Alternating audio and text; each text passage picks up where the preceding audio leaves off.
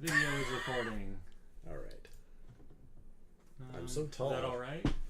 Yeah. I updated everything already. So much. Okay. The exception is that if you update it after I've already opened Streamlabs, then I it updated it like 2 hours ago. Okay. Also, we're Nikki live. and Ben are like sideways. What are you guys doing? Oh no! No, wrong way. Wait, what's the problem visually? Yeah, You guys see are Look tilted. at the camera. Look at the camera. Or look at the screen. It's tilted. Well, Do you care? It's okay, Johnny's gonna not fix it. particularly. Also, It's- Johnny's on it. Okay. I mean, it's almost like I do that all the time. It is artistic license. Hello, There we everyone. go. Oh, That's Hello. still super tilted. It's making Nikki look tall. Actually, It still says we are offline. hey, give it a sec. Oh, there it goes. Okay. There's How's like, that? there's like Does a that half a look minute delay. better? I think that's better. I think it's So better. now we're for sure live. Yeah. Yes. Welcome to the Legends of Laía. I'll wait till Johnny sits down. Now I will speak with my mouth. Welcome to Legends of Laía, a brand new live play Dungeons & Dragons stream from Infinity Break where we're telling stories our own way. This show is broadcast live right here on twitch.tv/Infinity Break Gaming and on our homepage at infinitybreak.net. We encourage y'all to participate in the adventure by taking the time to talk with each other about the show in the chat. What are you two doing? Don't worry about it. We'll be Forgiving paying- each other. We'll be paying attention to the story for the most part, but I'll be keeping an eye on the chat from time to time. Before we get started, could you please take the time to share our link around to help spread the word so that more people can join us on this monstrous adventure? Thank you. We appreciate your support. Folks, it's been a little bit since we've last streamed. In fact, it's been 2 weeks, which is actually the plan. But could we real quick go around and reintroduce everyone and their characters? Starting with... I am Johnny Rinaldo, and I play Miral Veltris, a elf warlock who is a gambling addict and worships a god or devil of chance. I am Matty Trumbo-Gomes. I play Petros, a half-orc paladin, Oath of the Crown, who is the team dad. Daddy. All daddy. I am Andrew Eakle. I'm playing Shalvasarin, a drow bard who is generally not very trusting. My name is Hugo Chalamin. Augustus Roberto de Fontaine, and I'm an archaeologist. Also, my hand hurts. That's all. Oh, I'm Ben Hamlin. What is your also. pupil name? Nope. What is your deal? I'm also known as Ben Hamlin in some circles, such Yeah. as Humble Bumble Hamster. I know there's humble bumble bin. some circles, such as my parents and the law. They sound like terrible circles. No, they're all right. Well, my parents are anyway. Without further ado, ladies and gentlemen and other identifiers, please welcome to the stage noted monster enthusiast Nikki Boylan. What's up? I'm Nikki. I'm the mind behind the Legends of Laía. It's awesome. Starting real strong. I'm really strong. Strunk. Strong!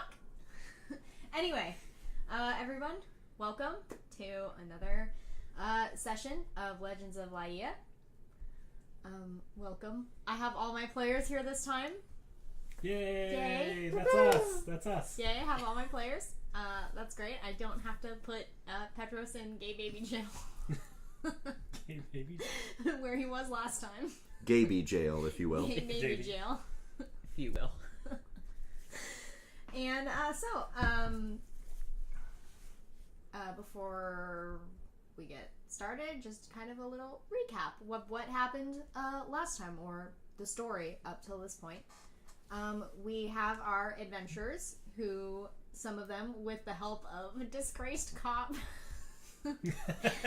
Petros, escaped from the other gay baby jail, which was an actual jail, and are tasked with the mission of delivering some papers to a certain archaeologist, a Hugo de Fontaine, who they find in the Dragonborn lands of Kylo, where they then discover that Dragonborn children are being kidnapped, and they have to save them from being transformed into Yuan-Ti brood guards at the abandoned temple of Tiamet.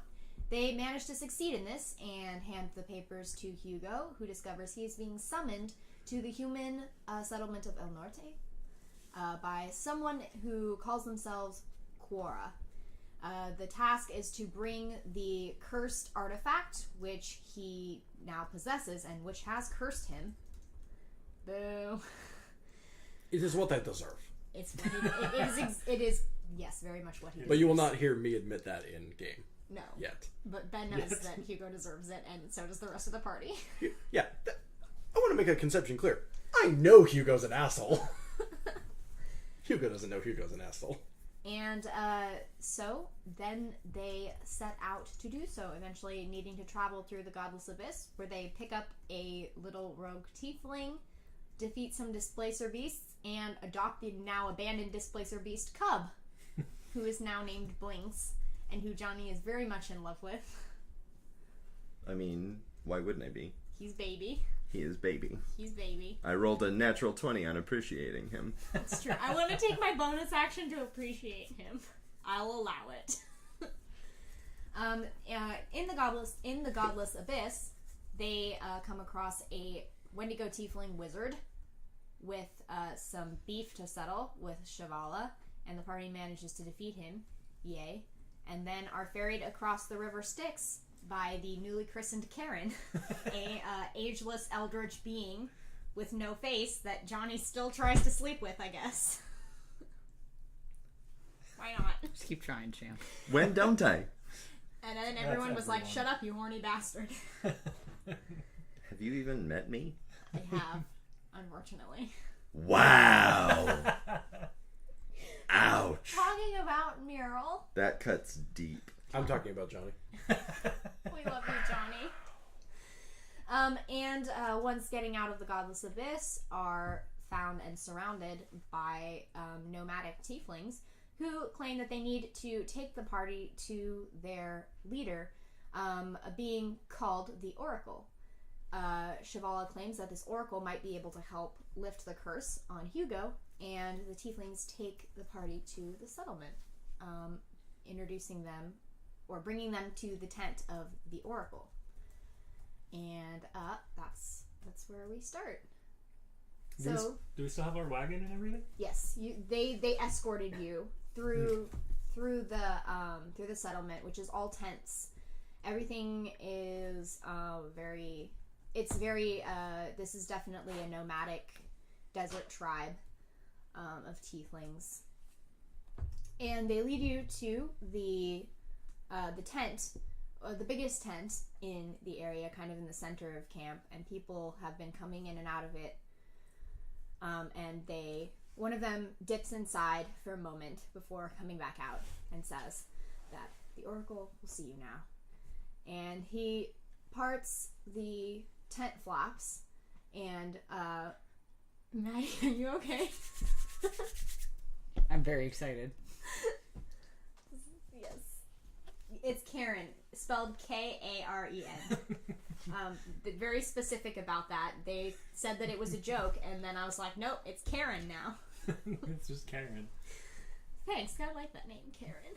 Johnny, real quick, could you do me a favor and scoot a little further into frame? I would love to. I'm just adjusting computer stuff right now. Oh, you're fine then. Take your time. Your Wi-Fi is not working for me, and I cannot get to my character sheet. We actually did set a problem. Yeah, we set up an anti-Johnny firewall. I forgot about that. Yeah. Would you, one of you, text me the password? We have to pay Comcast $10 more a month, but it's worth it. Hey, I'm connected now. Never mind. All right. You're welcome. Good chat, team.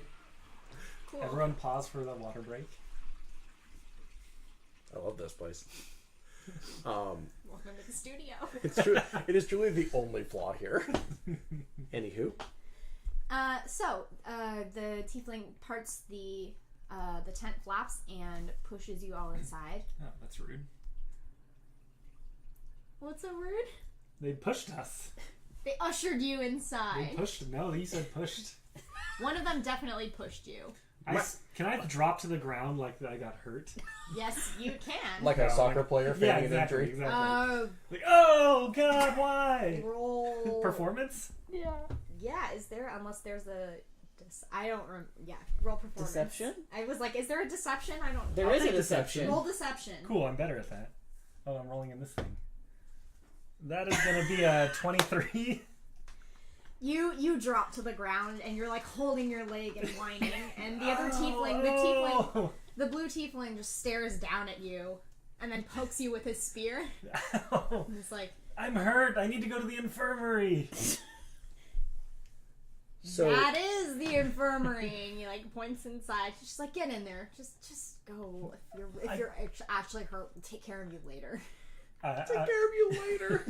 I'm going to very slowly stand up, putting no weight on the one leg that I clearly hurt, and limp my way inside. I offer you my arm. No, I've got it. I'll be strong. I was trying to do a Legolas, like, giving Gandalf his arm when they're, like, going into Rohan, but, like... So was that supposed to be a bit, or what happened there? I don't know. Okay. I limp my way inside looking very hurt and upset that one of them hurt me. You hear a voice inside say, "Welcome." And sitting on a... I can't look at Matty. Matty's too excited. Sorry, I'll look somewhere else. Those of us... I'm flattered by your eagerness to meet your wife. Those of us who have been following Nikki on Twitter I think you since mean forever... my wife. Those of us who have been following Nikki on Twitter since any point in the last 3 months knows what's about to happen. I saved this for Matty. We got fan art about this character before the show got announced. Always love fan art. Love your fan art. Shout out to Bethany. Double Another of shout my out to favorite Bethany people. because I also adore that human being. We love Bethany. We They're know a good you're not watching, but we love you. And sitting with legs slightly to the side on a embroidered pillow is a tiefling with deep brownish red skin and long brown hair tied up in a ponytail to the side.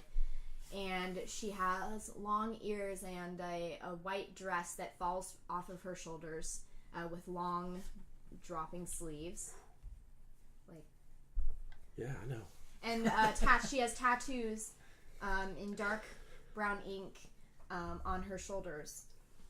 But the thing that you notice more than her beauty or her aura is her horns, which come out of her forehead, come around, and obscure her eyes completely. But she seems to be, even though you can't see her eyes whatsoever, she still seems to be looking at you. She has an arm, her chin resting on her hand as she looks at you as you come in, and raises her other hand to gesture you forward to where there is a series of pillows in front of her, to which she gestures that you sit before her. I'm gonna limp my way over there and plop down on one of them. She tilts her head slightly to the side as if noticing that you're limping, and she goes, "Oh, are you hurt?" Yes, one of your people shoved me on our way in here. Oh, well, I will have to talk to them about their violence Yes, later. please do. Is there an infirmary that I could go to? That's or what a to be healer. me. That's what to be me. Oh, cool. Perfect. Great. You fucking dickhead. No. My knee hurts. She stands up and and saunters over to you. I can use interesting descriptive words. No, we believe you. Congratulations on your word-a-day calendar. And saunters over to you before resting her hand on your shoulder. And you feel a warm sensation move through your body, focusing on your knee. And she gives kind of a little bit of a smirk. And it's just like, "Oh, I bet it feels better now." Oh, yes. Much better. Thank you. Thank you. It It was the blue tiefling. I will, of course, talk to Kalim about how he treats people. Yes. You should. You definitely should. She's smirking, though. Meryl leans over maybe you shouldn't be referencing colors to people who can't see. But I can hear perfectly fine. Exactly. She is like Daredevil, like this. Just because she can not see, she can hear extra well. I do This not, was not supposed to be in character. Whoopsies. I do not know who this Daredevil is. Nope, I didn't actually say that. It's the famous play by William Shakespeare. Oh, William Shakespeare. Well- He is well known amongst my people. Famously by Frank Miller. For the most part. Death of it. No, I'm 100% sure it was William Shakespeare. Everything is William Shakespeare. So, tell me, what has brought you to the safari? A boat? Your people? Well, obviously, but you all reek of the godless abyss. I have a real answer if you want it. I would like a real answer. Great. Our dude has a hand that's fucked up. I have no idea to which you are referring. He's Really?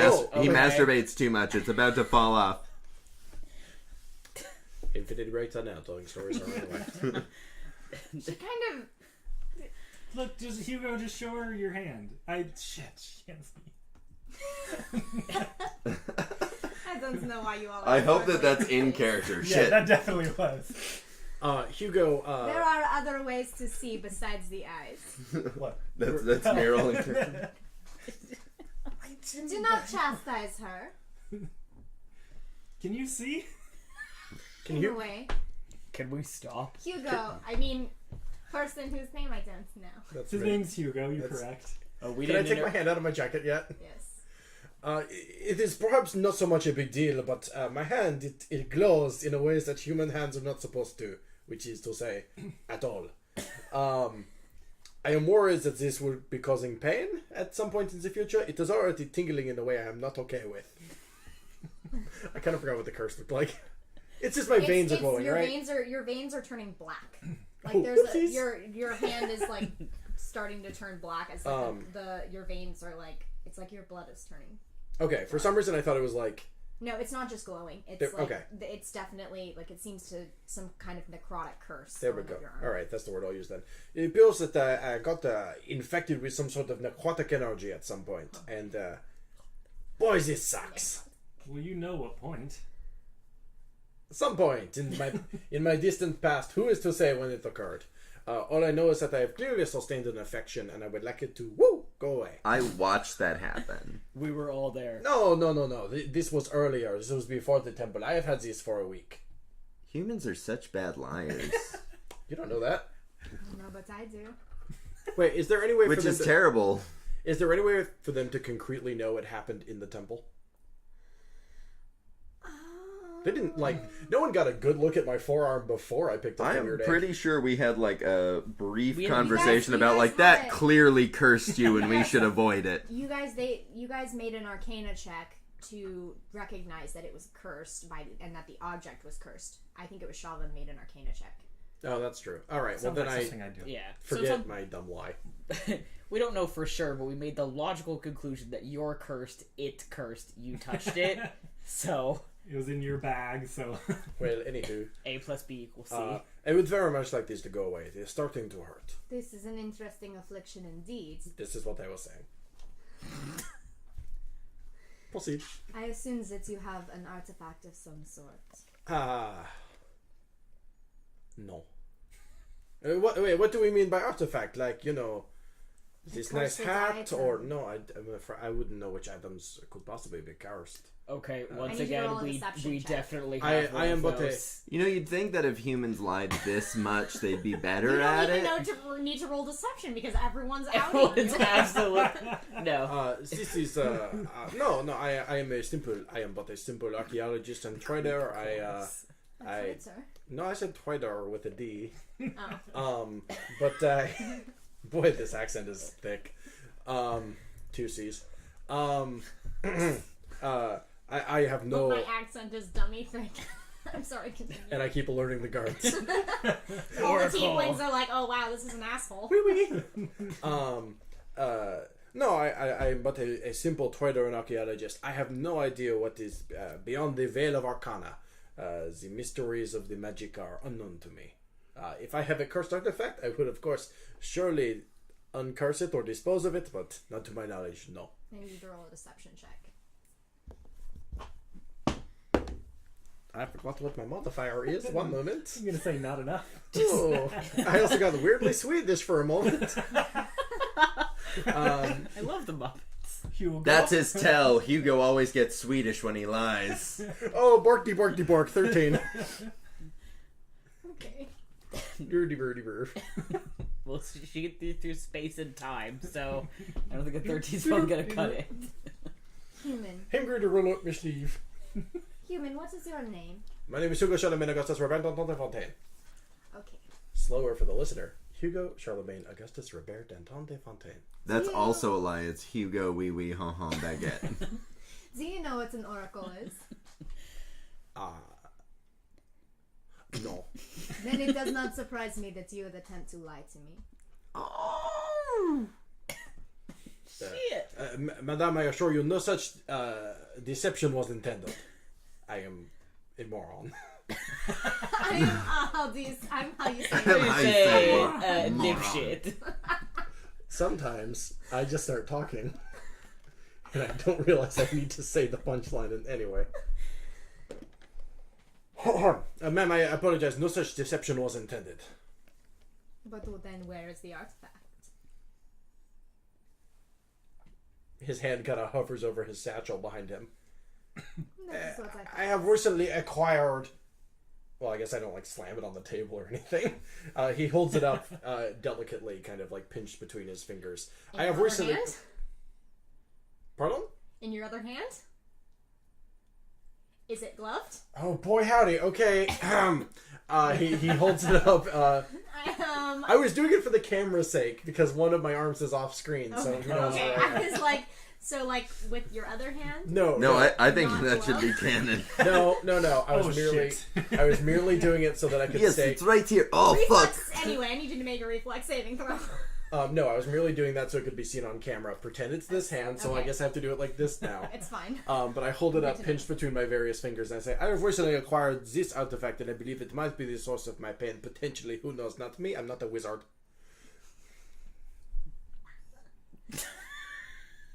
But your companions have some experience in the arcane. Is this true? No, I think literally all of us do. yeah, I mean, we did say it was cursed out loud. Oh, you should have warned me. You picked it up. No, don't worry. I hate me too. She kind of faces away from Hugo and kind of talking to you three. Meryl's just like, And it's just like, how have you not killed him already? I wanted to, but that would mean maybe picking up the thing, and so we figured we should wait until we don't need to pick up the thing. And He also Pardon literally... for making this assumption, but it blows my mind that you guys even made it across the godless abyss. Well, I mean, in that case, it's because we're very talented.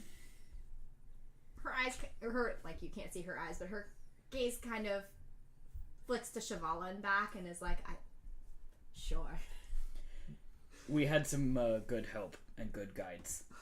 And are wildly competent. And we're wildly competent. Roll a deception. Roll deception. That's not okay. I am competent. I rolled a 22. Well, you must be to make it across all in one piece and vaguely untouched. I go to 24.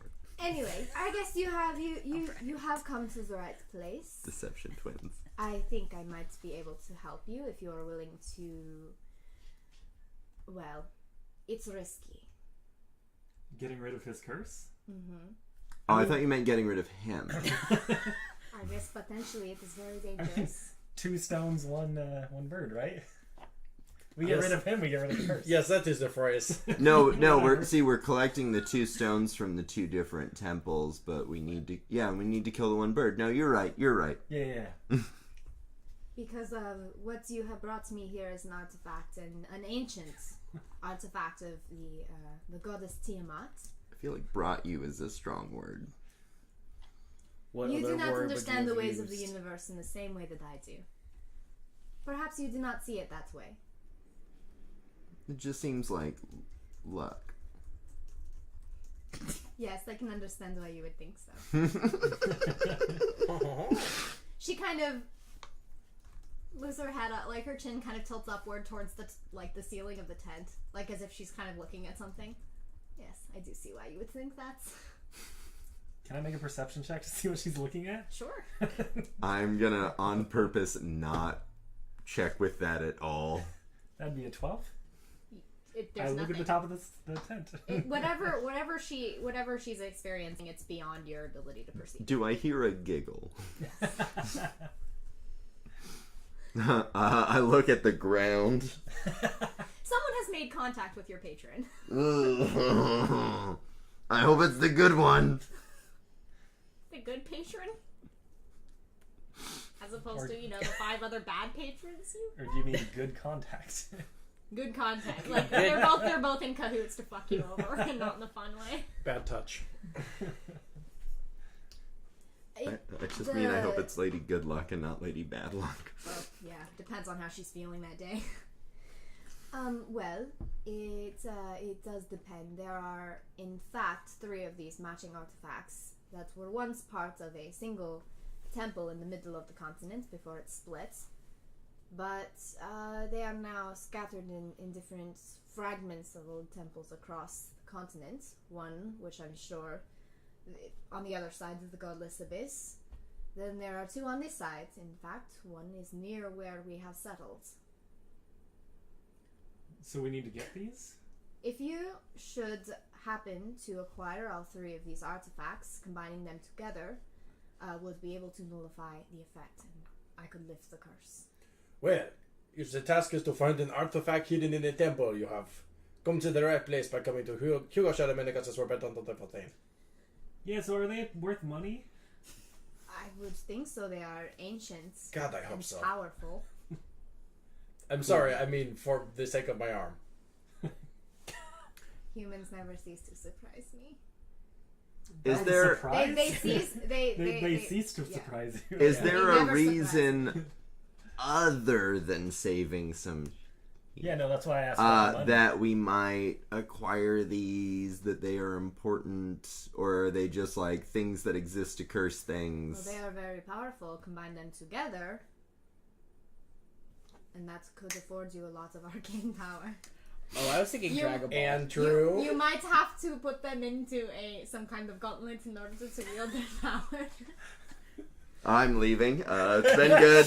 Anyway, they're the space, time, and powers. Well, I'm glad we're making Infinity War jokes because, this is also the beginning of Ocarina of Time. No, Oh, I was never thinking played Dragon that Ball. game, So, we've got the full spectrum of things. Fantasy. Fantasy. There's one quest line. It is a very dangerous venture to embark on. But if your group was able to survive the Godless Abyss, then who's to say you couldn't make it to the sanctuary as well? And besides, danger is one of my many middle names. It is not one that I was able to catch the first 3 times you said your name. I will slow down. It is Hugo, Augustus, Charlemagne, Robert, Danger, Danton de Fontaine. Oh, okay, that's better. That seems different than the last time. I think he changes it every time. It is that I say it very quickly and perhaps Pretty your sure senses- it's wee wee ha ha baguette. Motherfucker, what does that mean in this universe? France does not exist. I mean, it's just derogatory towards the country that you're from, which is basically fantasy Florida. Okay, so hon and wee and baguette are now offensive terms in El Sur. Yes, I'm so down with that. That's canon now. I can't wait until we get there and I can offend some people. This is what I call collaborative storytelling. How dare you malign the bread of my people?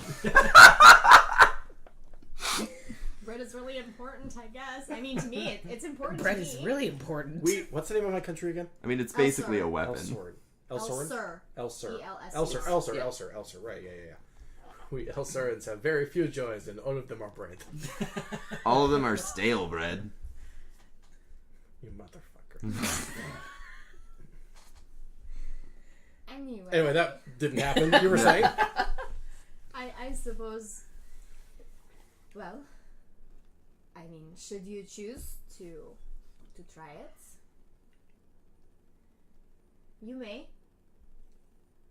I can afford you entry into the sanctuary, if that is what you choose to do. You are saying the first sanctuary is just around here? Real Yes, quick, it is close to here. Is it the Lars? do you foresee this going well? If I told you that. We wouldn't go? Because that seems like bad. No, My friends, this seems very ominous. I am suddenly disinterested. What if Or we I just... guess you could just die. I think What I if would we just just die. sold it and bought a bar and just were bartenders until the end of time? I mean, I guess no one is saying you can't do that. It's always sunny in the godless abyss. Well, not It's particularly. never I foresee that if you were able to get to the Godless Abyss, the sanctuary should be no problem for you. Well, if the Oracle thinks it's no problem, and like Meryl just like starts to walk out. Hold on, Meryl. Come back. Hold on, you don't look over here. Hey, huddle up. Yep. Am I included in this? Are we? I like put my arm around Petros and just like bring him in without asking. So, I mean, if these stones are really that powerful, we could collect these and actually They are not make some... stones. Shh, you're not part of this. I wasn't talking to you! You're really well. I have big Plug- teeth ears. Plug your ears. Put your fingers in your ears. Pardon me, madame. Touch me and die. Okay, that's fair. Bye. What we're saying? If we could collect these, I mean, maybe we could make some actual, like, changes if they really are that powerful. Yeah, maybe we could fuck up Elser. Yeah, or just get rid of all the humans. All of them. Beautiful. I like the way you think. Okay, well Let's maybe do not it. that. Oh right. The gang commits a genocide. I just want to say I'm not really very comfortable with that, but Well, change may not be bad. I okay. was thinking more of wiping the godless abyss out, but I guess that might also be a Do you genocide. think I like lean over to like, with these stones, could we like scrunch the continent back together? With the artifacts all together, and a good deal of arcane power, strength, perhaps, yes, you could return things to the way they were before the cataclysm. I look Great, at let's go. Shavala like, Shavala's just kind of in the background, kind of awkwardly a little bit. yeah, all right, we'll be heroes. Nikki, could you jog my memory? How long has the continent been split in half? About 300 years.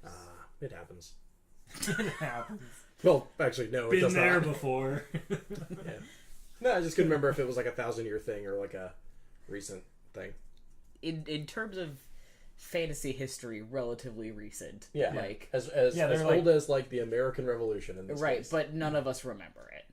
But there are elves that were likely alive during it. I mean, I guess I can't say that none of us remember it. Petros wasn't alive. I don't Anyway. think I was alive. I don't know how old I am. I was definitely You are alive. younger. Elves are super old. I'm younger. Every elf is really old. They're Yeah. just born old. I Yeah, will absolutely. say that most of the drow came about after the split happened. I came about after the split happened. No, I was definitely, hanging out. It was really, traumatic. The elves are rare because they were almost wiped out in the tsunami that followed. It happens. That's why they're so rare. And also they're isolationist, which good for them, I guess. Okay, so back to destroying all humans, though. Oh, I'm still not listening, I guess. So we're on board, listen. right? Let's put it to a Roll vote. perception. Everyone that says destroy all humans, raise your hand. God damn it. All right, 2 to 1. You're good. It's 12. Oh, wait, maybe 12 plus. And also fixing the middle thing. Yeah, sure. Yeah. Well, Really. You know they're whispering and you think it has it something to do with depends you. on Like, obviously what not. that means. Yeah. Because if it means killing everyone that's in the Godless Abyss, that's not. That seems bad. Some of the things in the Why are you godless touching Oh, me? abyss. pardon me? It was I'm just- sorry, did we invite you? No, I'm over here. You are not a Okay. part of this team. No, this is not. Listen, It Baguette. was just a visual joke for the stream. I'm not literally trying to do that. Listen, Baguette. I'm not having any of your shit right now. Just right I don't now. know what I would say. I got don't know interrupted. about this whole sanctuary thing if you don't all end up killing each other. What are the stones We're called? doing We're all right. fine. They're Yeah. artifacts. Artifacts? Artifacts. They're like like the egg. They're like eggs. Right. Yeah. And we can just have Hugo pick them up. Since he's already cursed. it's So, true. like, I mean, whatever. Each one carries a different curse. So, like I Yeah. said, we can Okay. just have Hugo pick them up. It's all different aspects of one curse. He's got 2 hands. Yeah, he's got 2 hands. And feet. How's he going to pick a O with his feet? Yeah. Come on. I'll just like put it in his mouth. I don't know. I am a rogue. A I mean, ball gag. That would actually be. Let's put the next one in his mouth. Actually, let's put this one in his mouth. I am a rogue. I'm incredibly dexterous. I love how most of these quotes are Ben. Like, okay, go ahead and keep pounding. Yeah, I'm How the, does Pathfinder work? I'm the MC of all of our programs. Of course, they're almost all me. I vote we call these something cool like the Endless Stones. Attack me, Ben. No comment on that one. The unceasing gems. There you go. I like that. Oracle. Yes. Do these rocks have a name already for like the 3 of them? They're just the artifacts of Tiamat. Or we could call them that. Could we call? Is there like something more catchy that you have in mind, or can we just run wild with this? You may call them whatever you wish. It isn't going to change their nature. The eggs of fuck all. I believe I like I believe it is touching them that is the problem, not uttering their names. Not Yeah, that- well, I mean that's why we're keeping you alive is to touch them. Thanks. I'll just go ahead and say it, I guess. Touch the eggs. But I am not some sort of scientific hamster to be experimented upon. I don't know what a hamster is. No. but Look. You That actually sounds like exactly what you are. Excuse me, Nikki. A just humble roll bumble this. hamster. I don't know what science is. I'm sorry. Nikki, hamsters exist in this world, right? Hamsters do exist in this world. Okay, then you just sound super dumb. You know, not everyone has experience with whatever animals exist in Elser, alright? It's just hamsters Is this a down there. privilege thing? Are you trying to tell me that I have privilege because I know what a hamster is? No, but now I am. Not originally. Dungeons and Dragons was a mistake. Moving on. So where's the sanctuary at? Where is the sanctuary? Let's go. Well- We decided we're gonna do it. Okay, well, it is late now, and I do not recommend going out into the desert at night. You are, of course, welcome to stay. Any friend of Shavala's is a friend of mine. Oh, wait, you know Shavala? Yes, from a while ago. I go Wow. back and look at Shavala. Is it story time? It's not story time. It's not story time. I look at Chavalo going, it's not story time, and I look at the Oracle and I go, is it story time? No, we are just friends from a long time ago when Shavala passed through here before. Friends? Shavala's just like grabbing their ears, like, please. Just there's. Pulling the hoodie strings. Yes, exactly like that. If they had a hoodie, that's what it would be like. But instead, they just have a hood, and it just goes further and further over their face. I don't know what that means. Like, friends? Oh my lord. Like we were friends. Shavala Like helped us through a tough spot a while back before returning to the other side of the chasm. But he did a good thing for us, or they did a good thing for us, so we can. I'd like Shavala to help me through a tough spot. Oh, sorry, I was recording. Who's that bald guy? Sorry, my protective instinct to stop other characters from embarrassing themselves is hardwired into Eden Radford. Which is why I almost shuffled you away like Dareth, like, lad, you fucking idiot, come over here. I'm about to do relatively the same thing, I just will not be referring to you in a Scottish accent. Wait, what's your character's gender again? Muriel's a boy. Okay, cool. Monsieur, perhaps this is not the best time to ask these sort of questions. There's really no story to tell. Oh.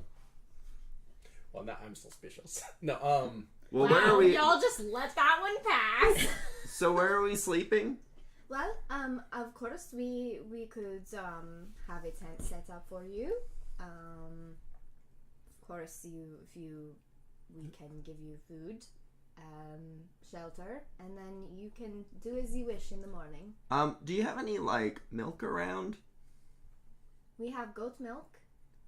Well, you see, I've got a baby, and Oh, you have a baby!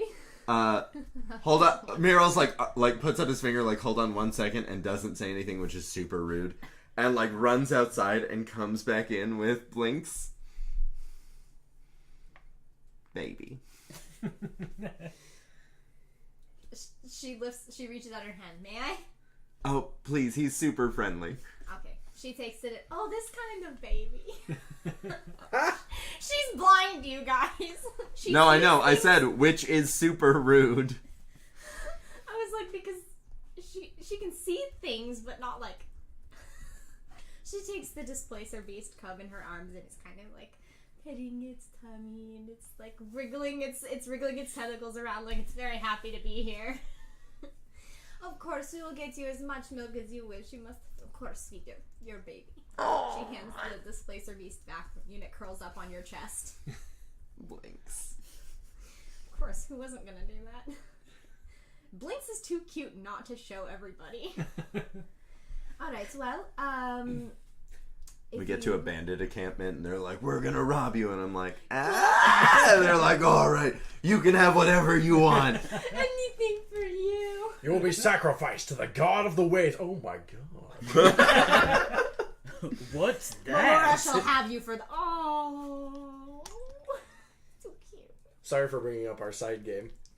The god of sacrifice to the god of the waves. Yeah. Anyway, that's a real fun game. Max and Derek, if you ever watch this. Proceed. Of course, I can show you to a guest tent for the night. Is there anywhere with maybe a little more cover to get out from under the sun? Like a cave or... The tent? Yeah, but I mean, the tent lets in light. I was just... never mind. Closed. It's opaque canvas tents, like to keep the cool air Oh, okay. in. And it doesn't let in any light unless you open the flaps. Thank God. Yes, I know. You're kind of very... They don't do well in the sun. I'm not a fan. And I start pulling my hat down over my head more. Yeah, Cheval's in the same boat. This Marceline-ass motherfucker over here. Hey, listen, let us be goth, okay? No, I'm not complaining. I love Marceline. She's my favorite Adventure Time character. Marceline. That's goth solidarity. So she stands... Stop making that face. She stands and gestures for you all to follow her. You're going to follow her? I do so. Absolutely. And take your carts with you? Yep. She leads you to kind of the edge of the encampment, where there is a medium-sized tent. It's smaller than hers, but bigger than some of the other tents. And you kind of get the feeling that the families amongst these tieflings are smaller, like 2 adults and 1 child. They're more small, compact family units. Yes, Hugo, you're weird.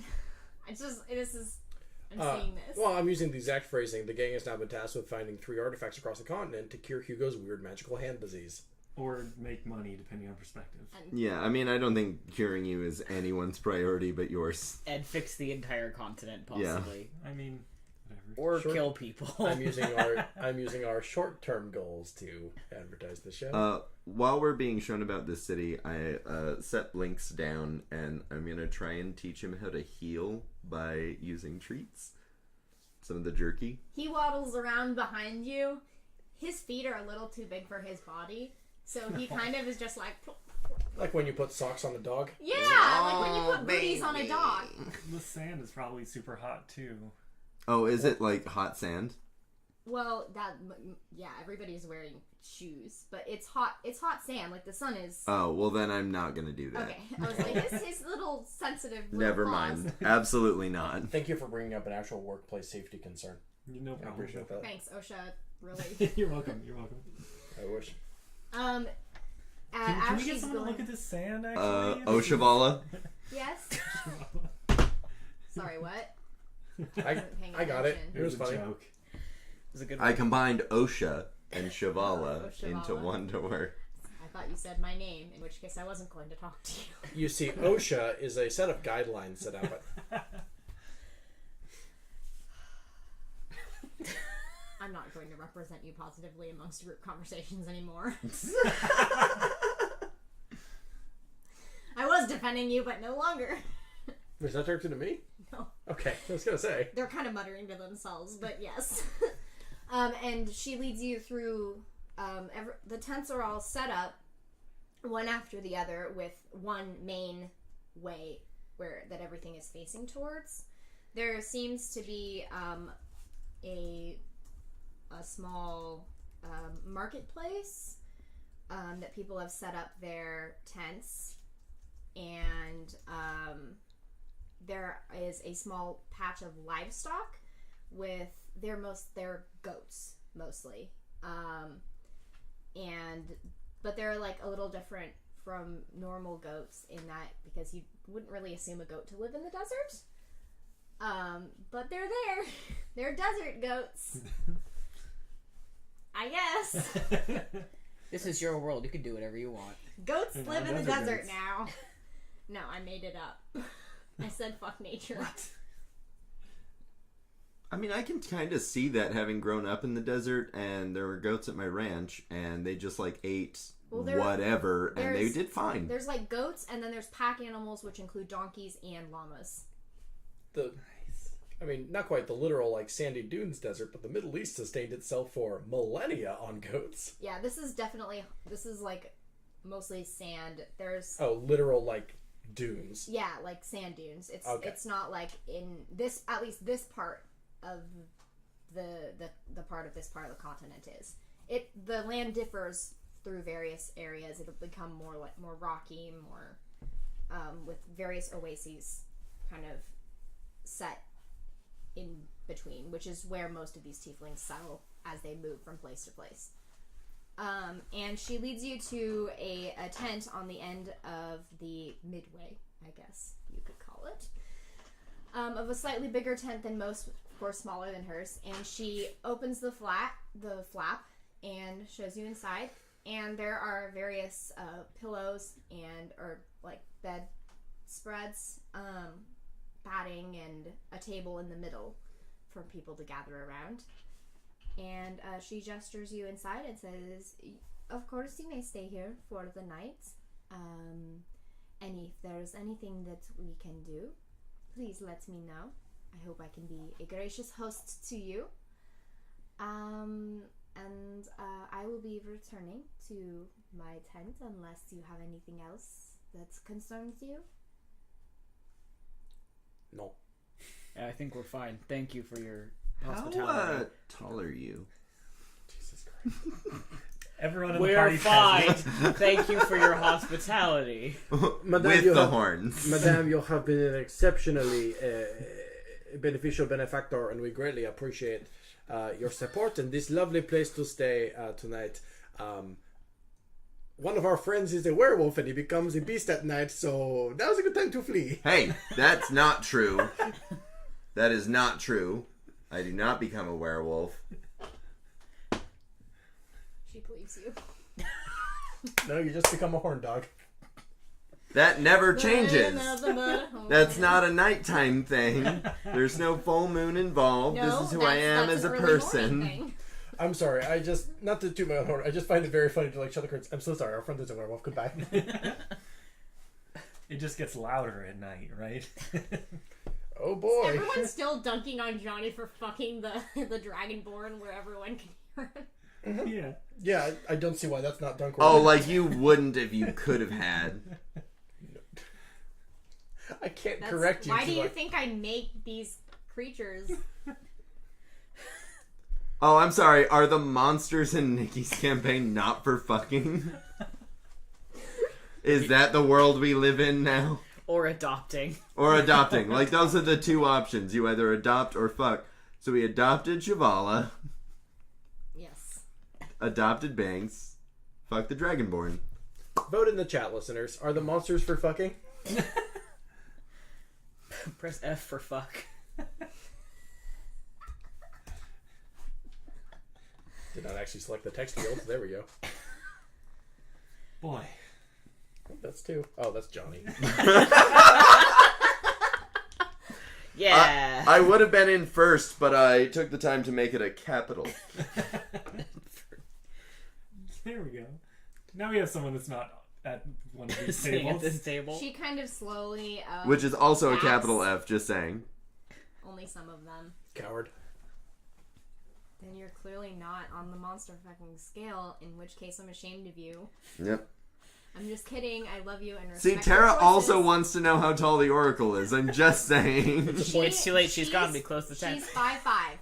Mm. Now you know. With the horns? With the horns. Well, her horns don't go Her horns up. don't go above her head. They only go around and curl in front of her eyes. Damn. Sorry, Fun playing fact. your joke better. Fun fact, out of character, when I was researching what kind of designs of tieflings I wanted to make, I looked up horn designs because I wanted to make sure that they were all like legit, and that's where when I saw a ram whose horns had grown in front of their face, and I was like, that's it. Get fucked, you dumb sheep. But yes, the Oracle is 5'5" with the horns. Oh, no. Oh my god, you're so funny. Oh So my god, cute you're size. so funny. Yes, she's cute sized. Cute size. She's cute sized. She backs out and she leaves, leaving you guys by yourselves. A poor choice, but you now have the choice to do as you wish. Hugo rolls his sleeve back up and says, see, not all is lost. I will be able to recover from this shortly, it sounds. Does one of the beds look more padded than any of the others? They're all identical. God damn it. Oh my god, I turn around. We have to travel around basically the entire continent, so I wouldn't call it a short. No, not shortly, but in the cosmic scale of things, it's... Okay, yes, I was wrong. that's a first. Yes, it is Well- the first time I have been wrong. Whose side are you on? I did walk into that one, I will say. But you know, I mean, it should not be too difficult. Again, I am an expert at infiltrating temples and stealing, reacquiring artifacts from the past. You know Yeah, that- clearly it's not like you needed any help last time or anything. No. No, I was caught off guard. There was the stars of the artifact were in my eyes, and I lost my famous sense of patience. Seems like something that you should be really good at keeping in check if that's the thing that you do. Yes, I am admitting to my unassisted. mistake. You are being rude. I am admitting to my mistake. I am not a perfect individual. No one would say that except for my mother. But We're getting to the deep lore now. You have a mom? Tell us about your mother. no, I was born of greed and fire. I don't know. Well, her name is several feminine French names. Dufontaine. Marie. Maurice. Hugo, wee wee. How dare you call my mother a wee wee?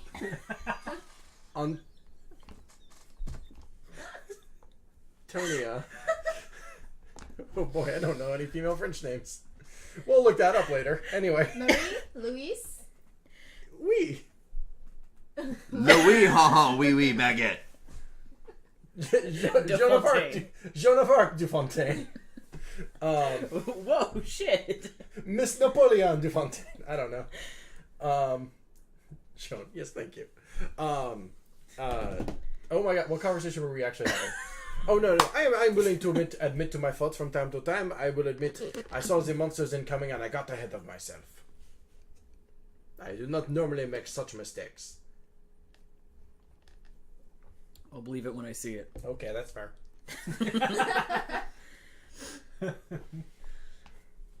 So it's still like daytime, right? It's the sun is fading. It's getting dark. Okay. I am going to cast Disguise Self on myself. Okay, how are you Make gonna me- look? Make me look like a tiefling. Okay, describe yourself. Oh god. Have we seen all different kinds of colors since we've entered here? They're mostly darker skinned, dark blues, dark purples, like dark reds and dark browns. So I'm gonna go with the dark purple. Got the horns coming out that kind of go up and like almost like classic more devilish horns. Nice. Yeah. I'd say that's about it. And then I want to go explore this village Okay. thing. Okay. Anyone gonna go with him? Hold on, I'm about to send yeah, you a with her. message. Yeah, I'll Oh, yeah, and then she's female. Yes, I'll go. Okay, cool, Petros. Hold on, one second. I sent you a message. Ominous. Can I make a perception check to hear that? I message? don't go. You don't go. Or, yeah, no, I don't go. Okay. I'm Cheetah. Okay, so you two stay in the tent. When I notice that it's just me and Fontaine, I, shuffle out the door after them. Okay, so you three, and then Well, no, Shivala was still there, right? roll perception. Did Shivala stay with the Oracle? That would be a 19, I think. They're not there. They're not in the tent. Did anybody see where Shivala went? I bet he's going back with the Oracle. They. They fuck. You don't know. Not what I was going for, but... They seem to be with you all the way up until the point where you guys entered the tent, and then they weren't there anymore. Yeah, they fucking. Don't know that. I think I would specifically like to go look for them. Okay. I think that concerns me. I would also like to look for them because I want to join. At risk of not being in this adventure any longer, I would also like to go look for them. Okay, everyone's gonna go look for God That them. is damn. not where I was going. I'm gonna peel No, off. you should stay here and guard our beds. You just hear If I take blinks, of course. okay. logistically, if I stay, am I in the adventure anymore? I don't think Guess this is I'll gonna find take something that for you to long. do. Yeah. Maybe you get attacked by a giant spider. Or I something. roll persuasion for this guy to stay there, and I got a 24. Oh, you I believe you have to roll. actually persuade me.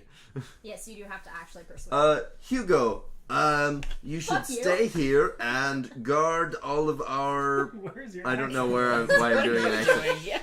So, hey, you should stay here because, someone might try and steal our pillows. If Shivala comes back. If Shivala comes back, you'll need to be here. We'll need someone that's here. To fight them? No, just to let Where them know were where you we've after gone. curfew? Just turn on the light. That is true, but then how would I get a hold of you to let you know that our friend has returned to the bedroom? The tent. Don't call it that. The tent, I meant. We can cross that bridge when we get to it. No, I think it is important that we establish communication protocols in advance.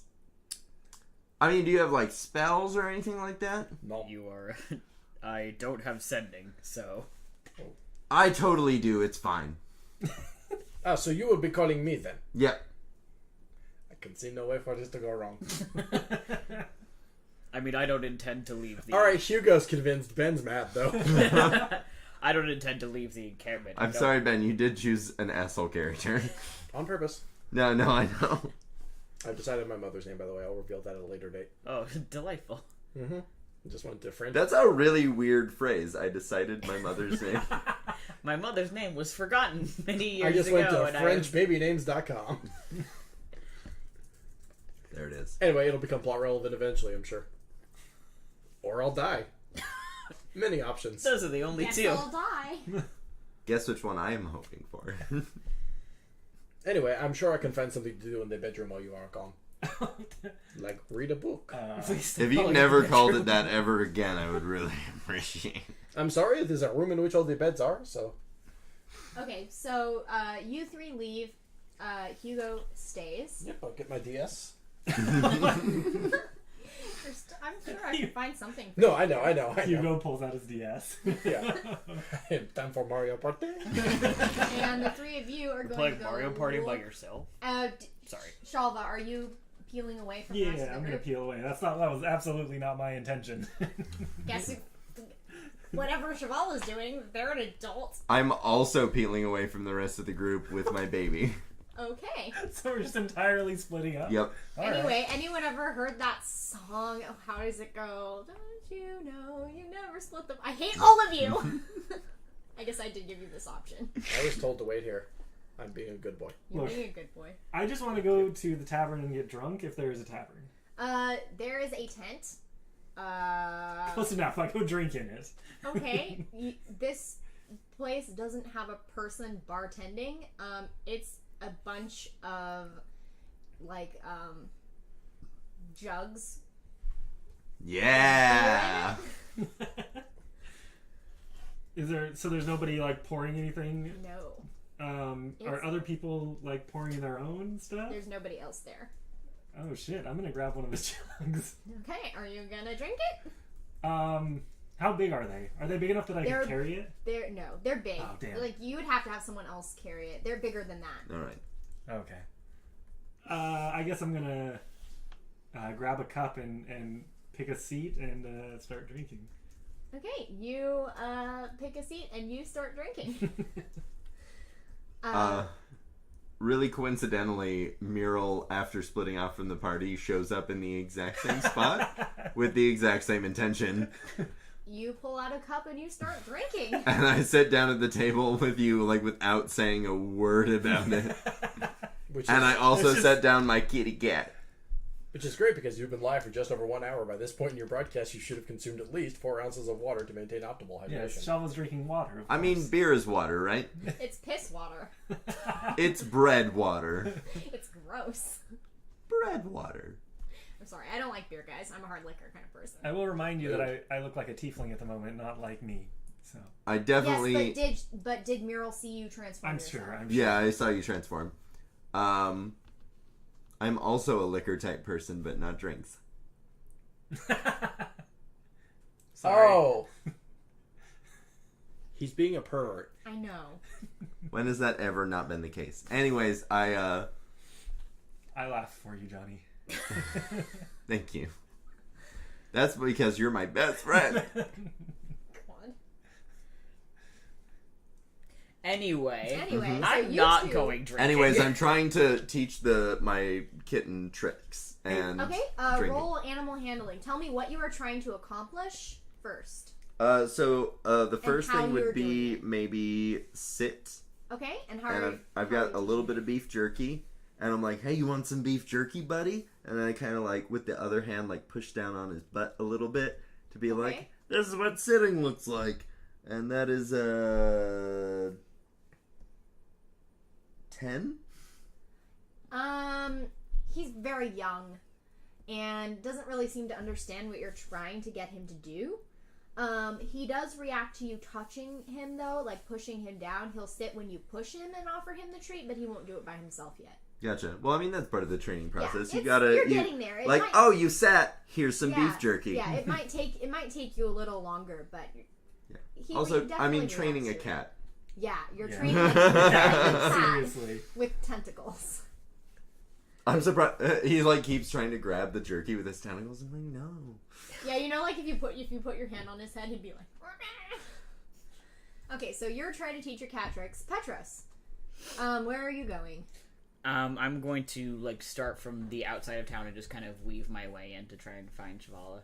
Okay, go ahead and roll perception. No. You're by yourself, and it's dark, and you don't know where you're going. You've never been here before. You're used to the desert in all its ways, having been positioned there. Having been there at in the Amethyst Desert on the military base. But you don't recognize this place at all. You don't know how it's set up.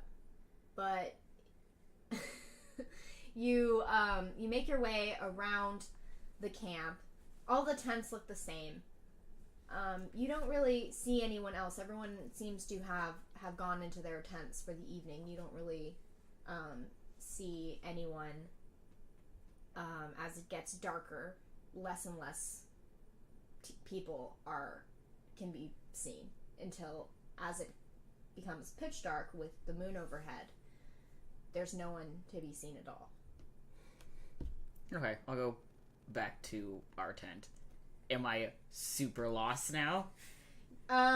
You are very lost, and eventually you notice that in your attempt to get back to your tent, it's getting very dark, and a kind of darkness that even the moon seems to not be able to penetrate. You think it's almost oppressive. And I need you to make a wisdom saving throw. I hate that. This is what we call an omen. 17. Okay. So, you recognize this as the beginning of those feelings that you have in your nightmares, or when you begin to, or that time when you were in the drow forests, and were met by that hallucination, the image of the thing that's been appearing in your nightmares. But you squeeze your eyes shut, and you focus against it, and you feel the presence of your goddess, your lesbian mom of the wilderness, protecting her child, and nothing appears before you. Excellent. Yay! Thanks, Mom. Thanks, Mom. And eventually, you manage to wander back to your tent where Hugo is waiting. Playing Mario Party. By myself. By yourself. Against the NPCs. Your other two, and then we're back at the bar. How much would you say that you guys have had to drink? I've been drinking nonstop. I also, when you started training your cat, got up and moved to a different table. Aww. It's kind of like, I kind of wanted to just be alone, so I'm going to go over here. You stay over here, and we'll be all good. Cool. And then walked over to another table. A single tear runs down Muriel's face. Okay, Meryl, how much have you been drinking? But yeah, I've been drinking a lot. Okay. And Meryl, you? So Muriel does that thing where you pour a small glass and you take like a sip and then you refill the glass to a higher state. And so because you keep refilling your glass, it seems to an outside observer that you're drinking a lot, but you're not actually drinking very much. And mostly it's just training his cat. Okay. I need you both to make Constitution saving throws.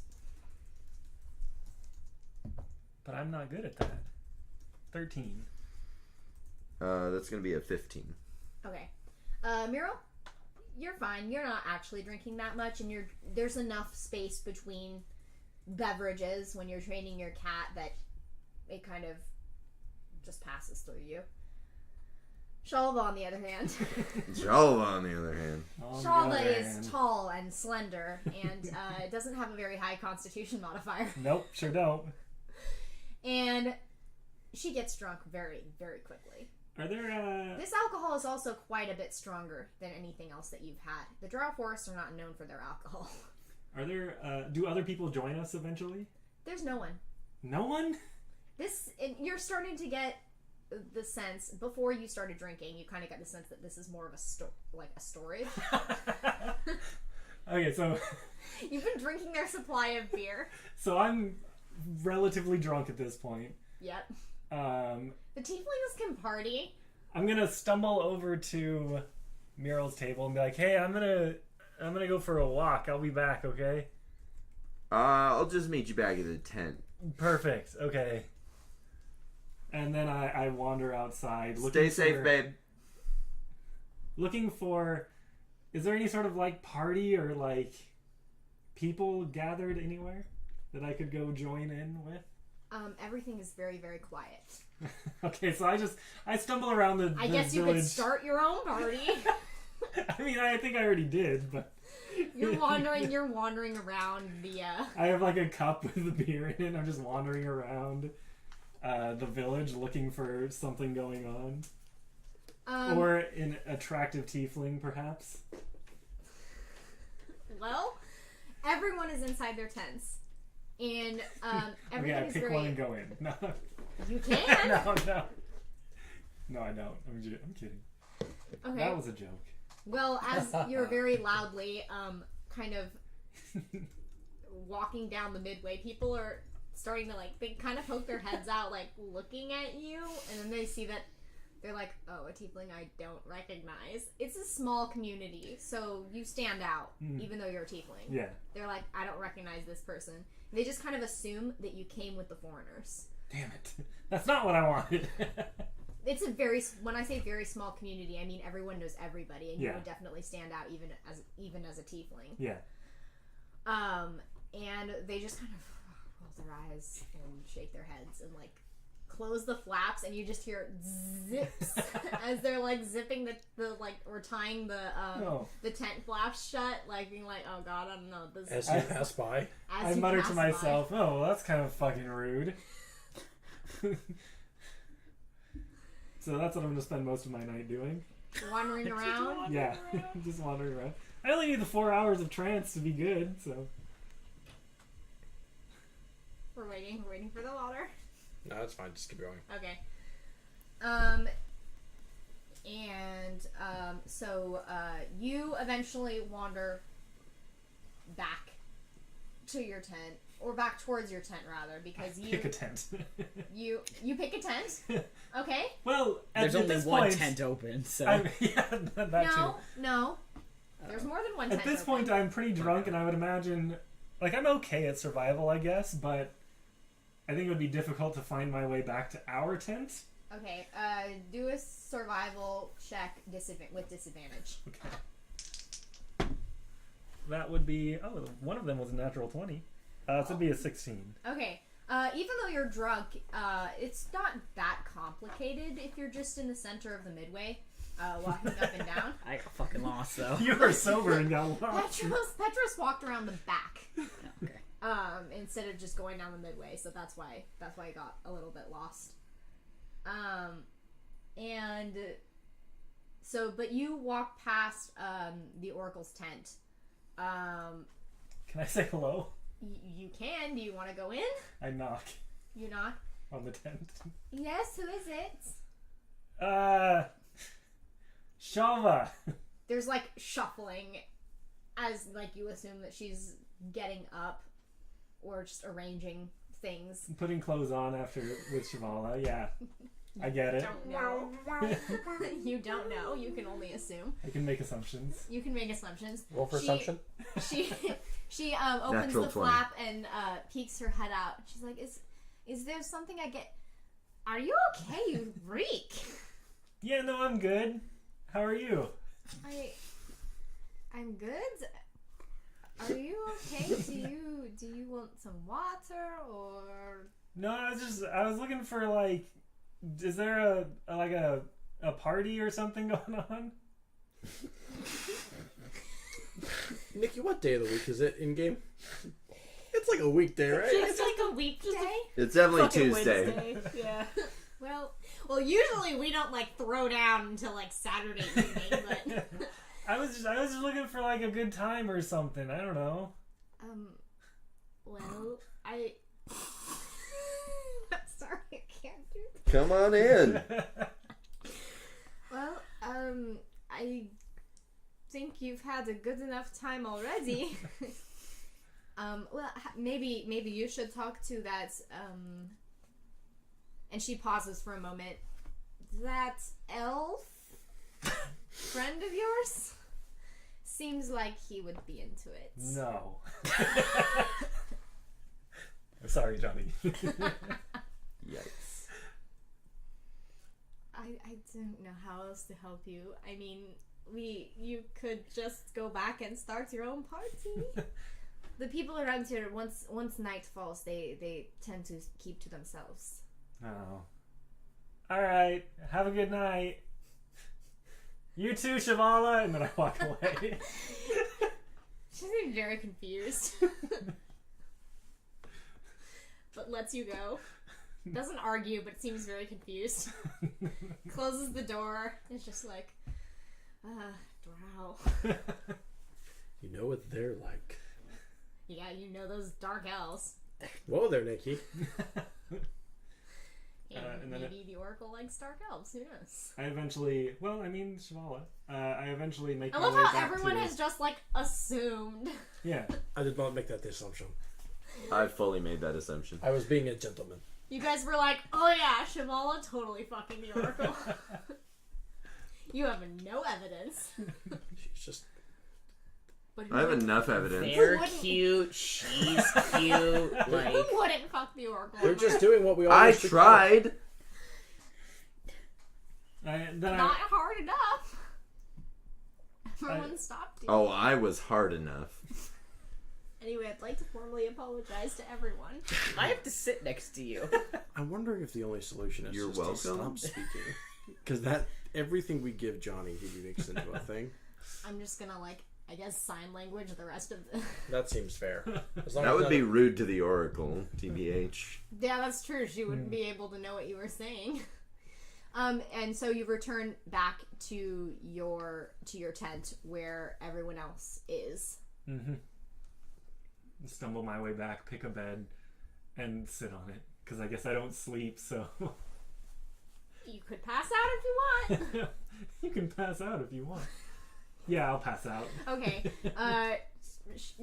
You did fail your saving throw, so we'll say you pass out. Okay, You're too okay. drunk. And the rest of you, are you going to go to sleep? Are you... Yeah, I snuggle up with my kitty and go to sleep. Hugo has been quietly reading a paperback to himself.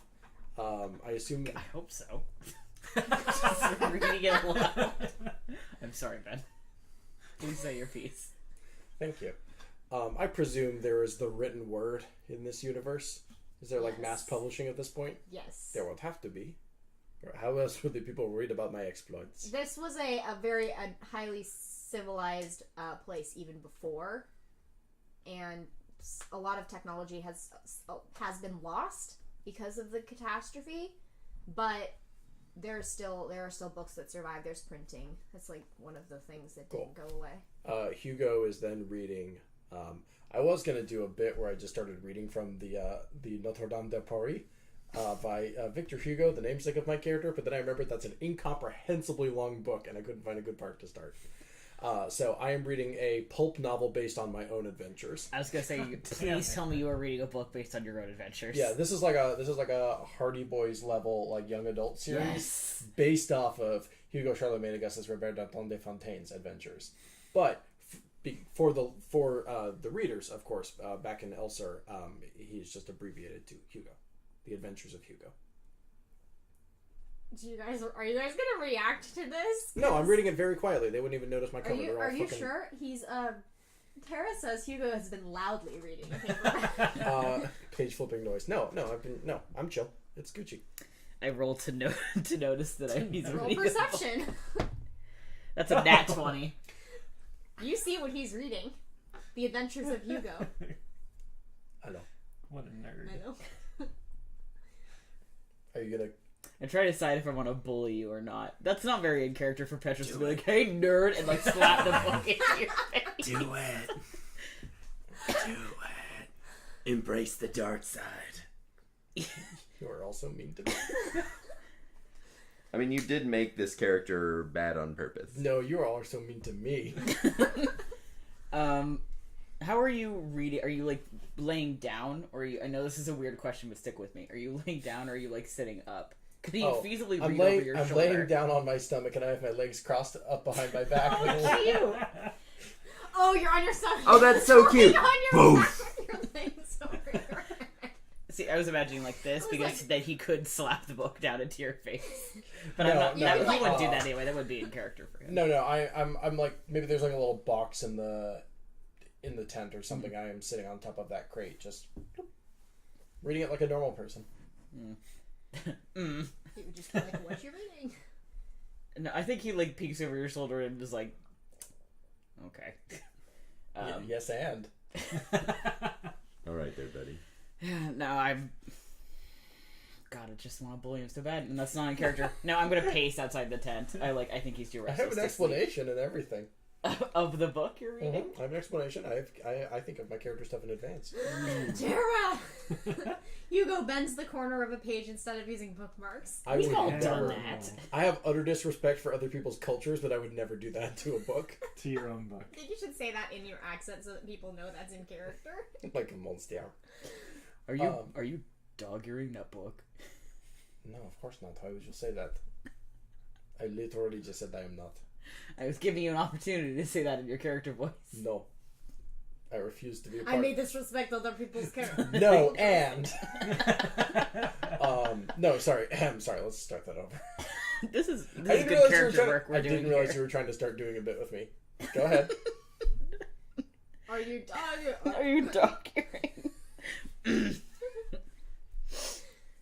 I can't. It's gone. No, go ahead. I have an answer for you. Okay. Are you dog Are you dog hearing the corners of that book? No, it is but a light crease. It must have gotten a little tuffled and trembled as I fell down into the canyon that one time.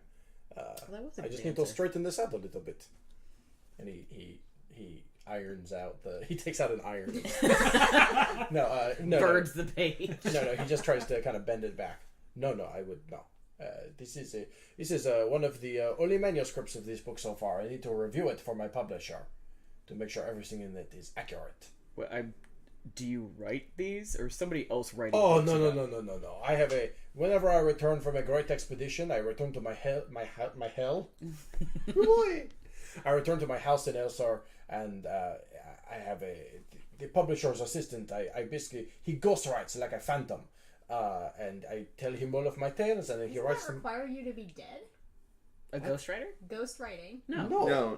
Ghostwriting is just a writer that isn't named. It's the one with the skull with the flames going. Yeah. No, you do have to be dead to be the ghost writer. You have to be dead to be the ghost writer. Yeah. No.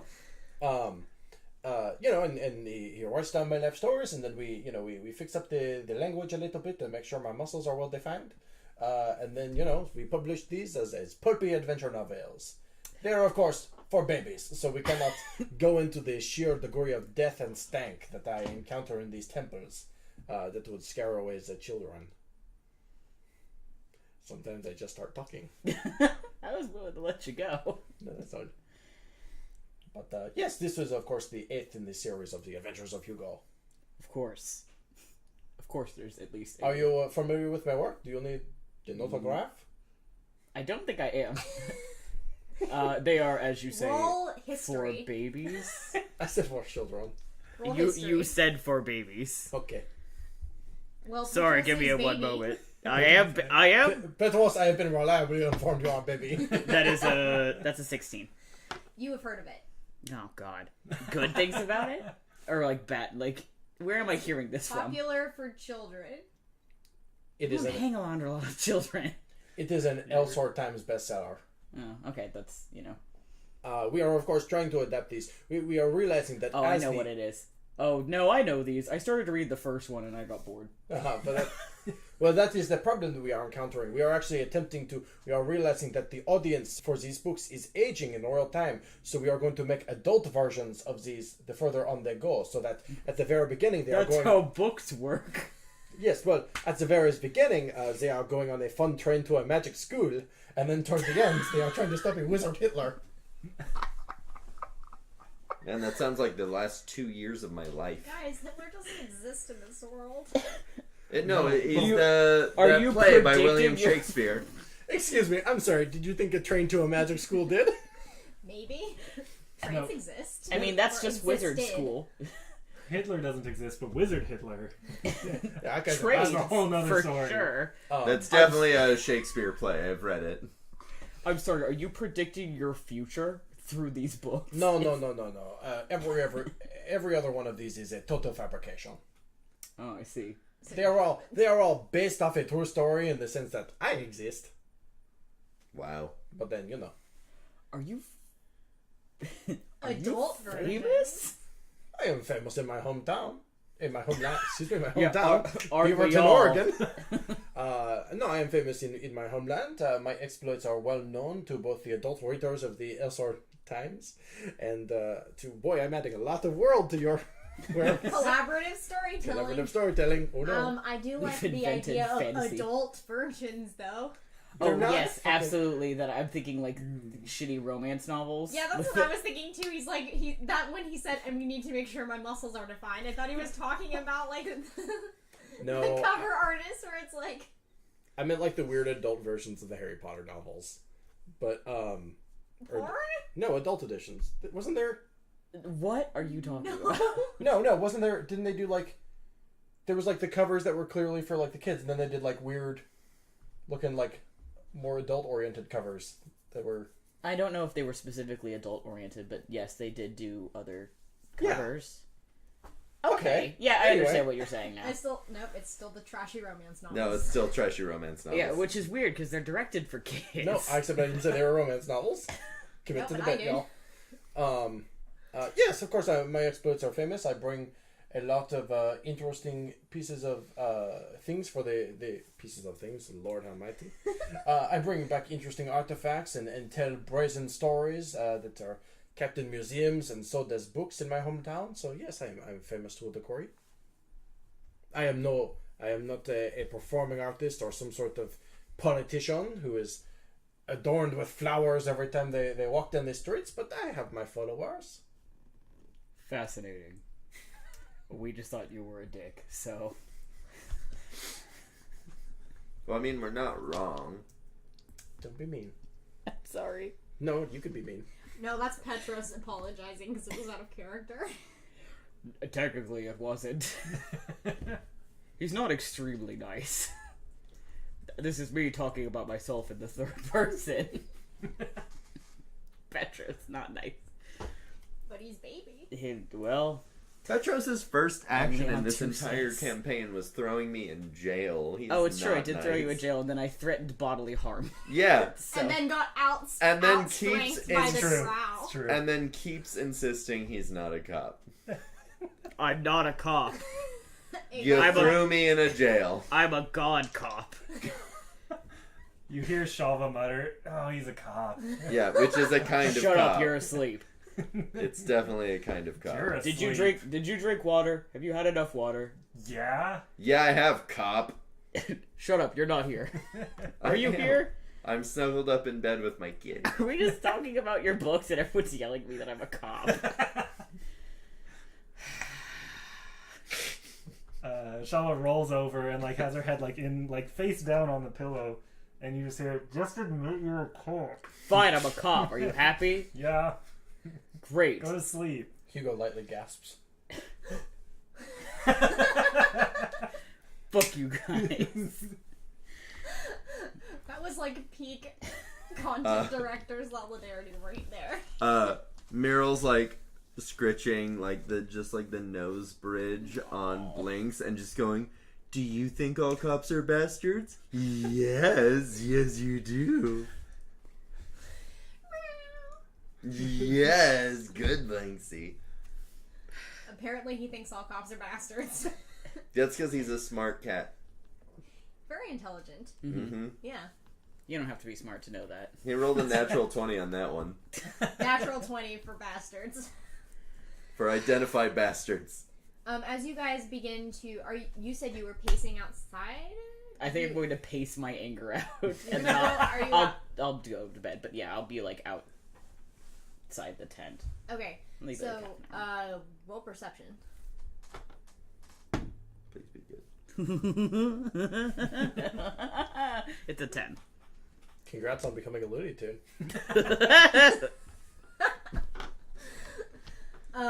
You don't notice anything. No, I sure don't. And the rest and so you guys eventually go to bed and you go to sleep. And that's where we're going to take a break right now. I snore Frenchly, I guess. I'm sleeping like sprawled out, and literally Blinks is like curled up on my face. Oh, baby. That's how I imagine snoring French voice. Yeah, that's exactly it, actually. All right, let's get some announcements out of the way. Real quick, the time that everything's gonna be powered back on is 2:50, so I think I'm gonna have to bail now. Oh, adios. Okay, that's fine. You're too drunk to function. Too drunk to function. Hashtag too drunk to function. Just like what's his face, Captain Jack, who was too high to move. God, that, Yeah, he'll get you high. I warned you guys explicitly. Did you guys go back to the ship so he can take you to a special island? We did. Of course. Okay, cool. We say referencing something that wasn't on a stream. referencing something that was not on the stream. Okay, let's Tara see. gets it. Tara gets it. How is everyone? Are we all enjoying the adventure so far? Absolutely. We Yes. sure are, Ben. I am sorry that I must leave. Okay, Matty, that seems disingenuous when you say it like that. No, I am. I'm having a good time. Good. I'm hanging out with my friends. Can I tell you about... Oh, hey, how's it going? Alright, I didn't. Wait, do that again? Oh, hey, what's up? Oh. God, we're so friendly today. Wait. Well, if you're enjoying this adventure, can I tell you about another... No. You fucking psychopath. You goddamn monster. Well, if you're enjoying this adventure... Yes? I was waiting for you to get up. Oh, cool.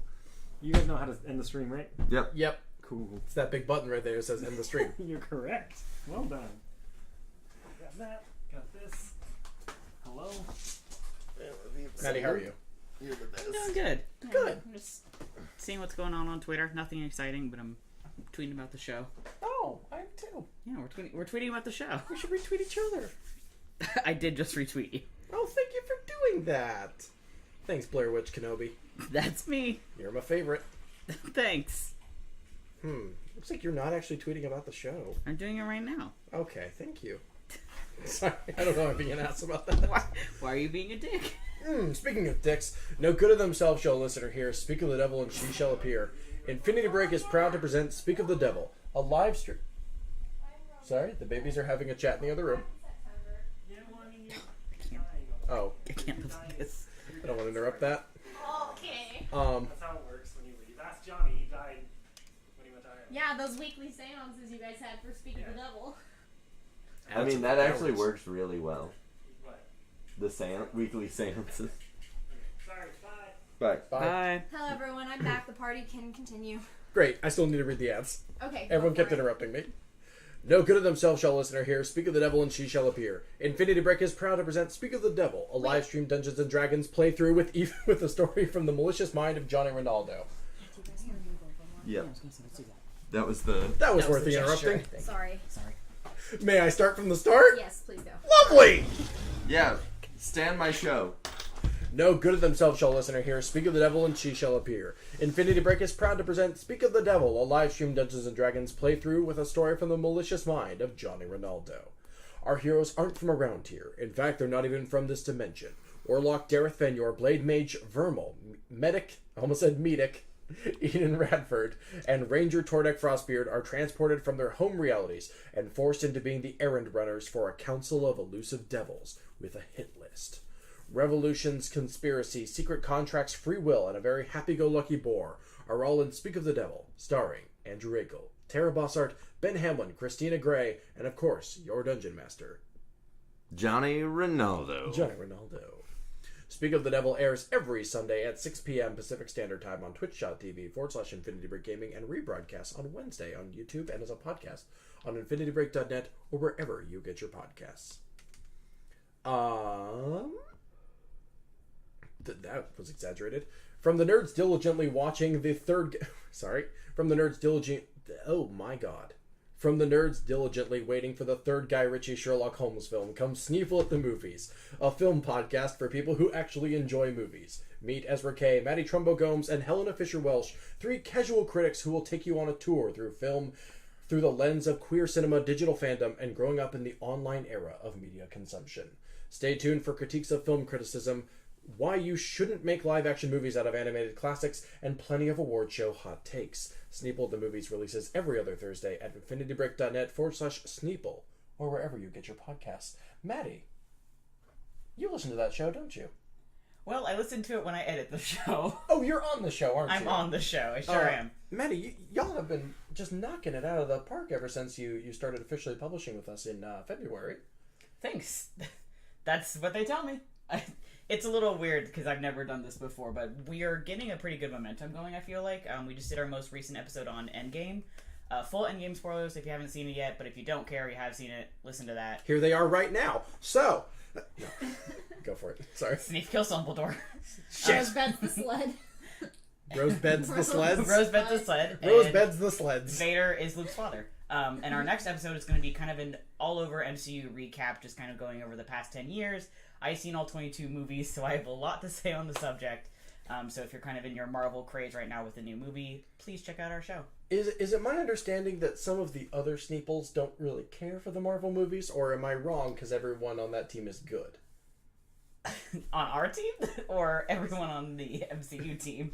Oh, I did not mean the Avengers. I meant the Sneeples. Oh, no, we're all good. Sneeples to Snimble. It kind of, I think it's a sliding scale where, like, I have so much investment because I'm the comic book nerd of the group.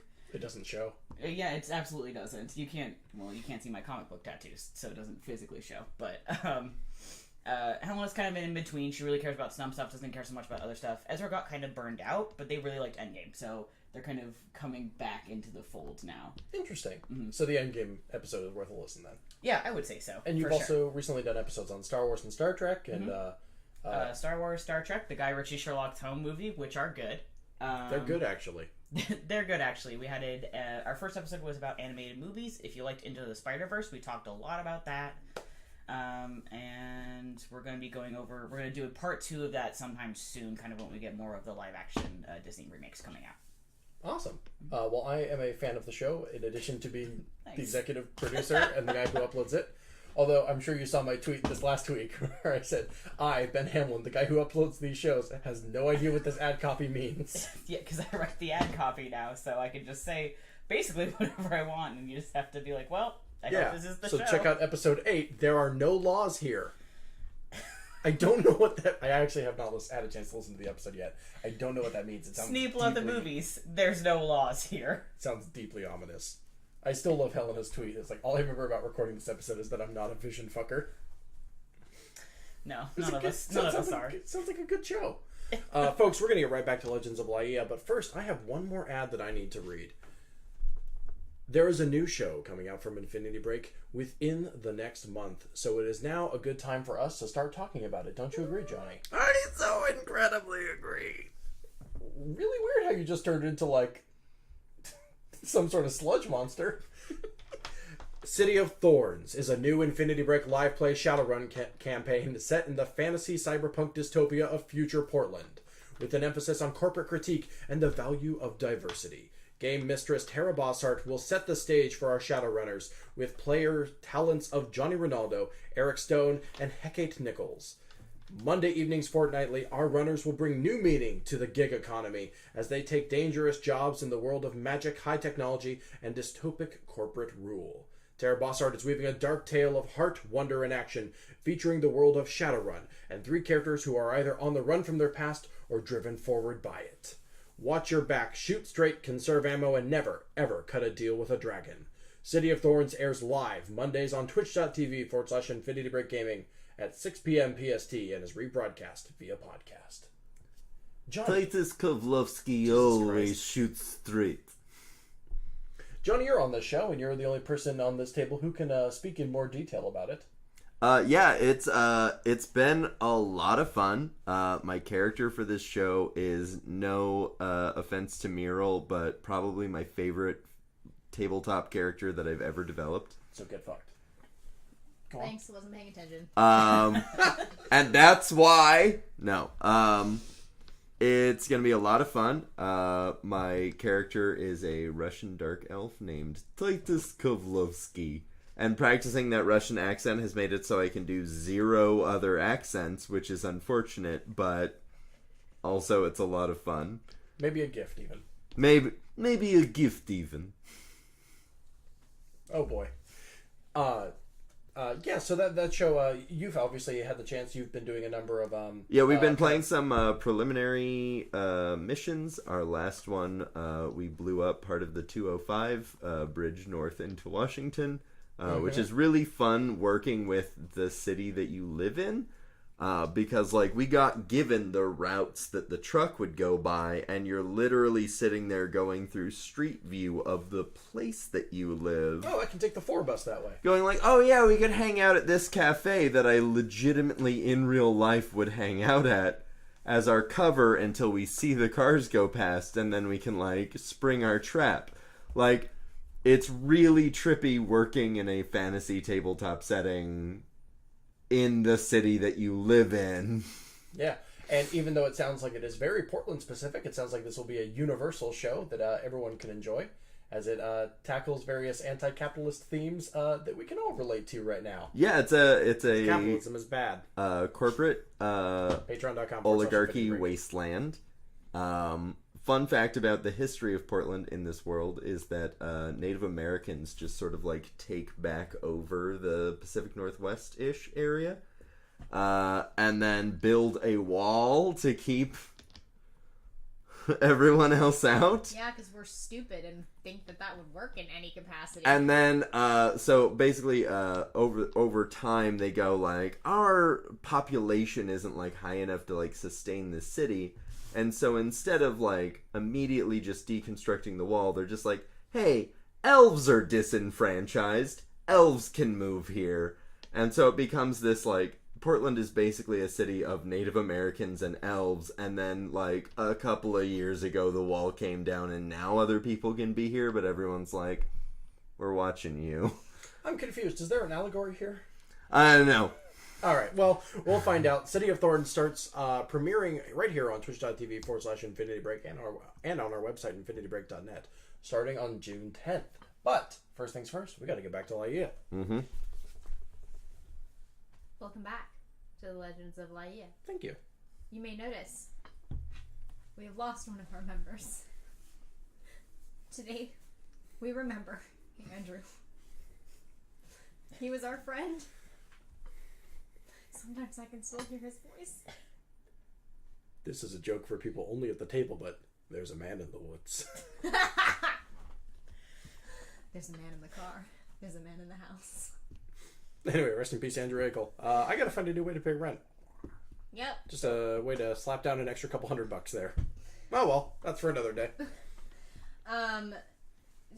Turns out Shalva's just too wasted and is incapable of doing anything, apparently. You guys wake up in the morning, and you're fine except for Shalva. Shivala's back. It's almost like they were never gone. Zutadors, your turn. He's always here. I don't know what you want from me. He was always here. And I want you guys to roll perception. Oh boy. Really, Pedros? Oh no. Oops. 15? That's a big 5, baby. Oh, Pedros. Is it just a paladin thing to, like, roll shit perception? No, it's absolutely the die I use. You wanna This do one's die? doing good. No, it's okay. This one's doing shit. 18. Okay. Petros He's too tall and he can't see things a little lower. Petros is just waking up and doesn't quite have his wits about him yet. But Hugo and Shalva's passed out. Like there's no resuscitation. She's out. She's not dead, but Resuscitation, that's when you read Green Eggs and Ham twice? yeah. Okay. I hate it. Thanks. You read Green Eggs and Ham to the tune of Staying Alive. I will. Wait, that doesn't work. No, it doesn't. Not in Green Eggs and Ham. No, it's in a box on a fox, all that jazz. Anywho, you were saying? And Muriel also hears the heavy fall of footsteps on sand. Not like human footsteps, much heavier. And the sound of panicking villagers. Well, that sucks. So anybody gonna wake me up, or are we just gonna? I thought you were awake. You just didn't notice anything. Oh. You're still waking up. You notice Muriel run the fuck outside. Oh shit! Yeah, I'm up. Okay, I don't know what's going on, but I'm up and I'm out. Yeah. Hugo quickly reattaches all his various accoutrements back to his body, fastening his rapier to his side and all that. And he runs out of the tent with his bullwhip coiled behind him. Okay, when Shivala does the same, jumps up, runs outside. When you leave, the sun is bright in the sky, and you see two animal figures. They're like lions, almost, but with almost strange reptilian features as well. Long claws that dig into the sand and push up the sand around them. and they're almost, so they're like part tiger, part lion, part snake? Question mark. You guys can make a I don't know, what would the equivalent be? What is the name of this nasty beastie for the tweet? What do you want us to do?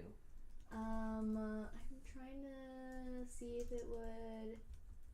No, I guess you guys could roll like perception to see what it is. In absence of rolling perception to see what it is, can I roll for my summonable weapon? Yes. Man, I have a +2 perception. I should not be doing this bad. So I'm looking. I have no clue. I'm looking for a longsword, and I rolled a 3. Okay. You managed to summon a short sword, which is better than nothing. Yeah. Someone's having a good-ish day. Yeah. You know, better than nothing. What did you roll? I rolled a 5. Yeah, you don't know. You've never seen any creature like this. Did you want to try to see what it is? And then I can tell you what it is? It wouldn't matter for me because I have a 0 to nature, but could it also be a nature check? Yes. Okay. You could make a nature For check. reference, for somebody who might have a better nature than me. Oh, are you perhaps insinuating I might? Because let me just check real quick. I do, actually. Guess I'm rolling nature. I didn't realize I had such a high nature check. 21? It's a manticore. Oh. It's 2 of them. Shit. Oh. Oui, mon amis. Okay, so that's cool. Could you give me some fodder to describe them? You said they were half snake, half lion, half tiger. They're like they Any have... bears? Oh my. No, they're big. They have their big scaly wings, but like the body of a lion, long claws, a spiked tail. It's like if a dragon had a baby with a lion.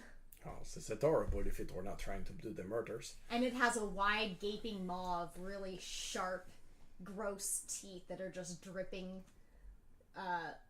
like a toxic, gross spit onto the sand. It sizzles when it touches the sand. Gross. Alright, Hugo kind of unfurls his bullwhip and goes, "My friends, I regret to inform that we are dealing with a... Shit, manticore? Yeah. With a manticore. I have seen one of these motherfuckers stuffed at the museum back in Elsor, but... Good touch. Boys, they are much more terrifying in person when they are alive and dripping venom. Oh no." Straight from her tent, the Oracle rushes out to face them. And I need you all to roll initiative. It's a 9. That is an unnatural 20. Our Father who art in heaven. 7. All right, yeah. All right. We suck. I'm not dabbing. I like how intrinsically I know Manticore stats because that was the first big boss in Speak of the Devil. Nice. Except for it was like a zombie stitched together manticore, not a naturally occurring one. It was like an actual snake stitched to an actual lion.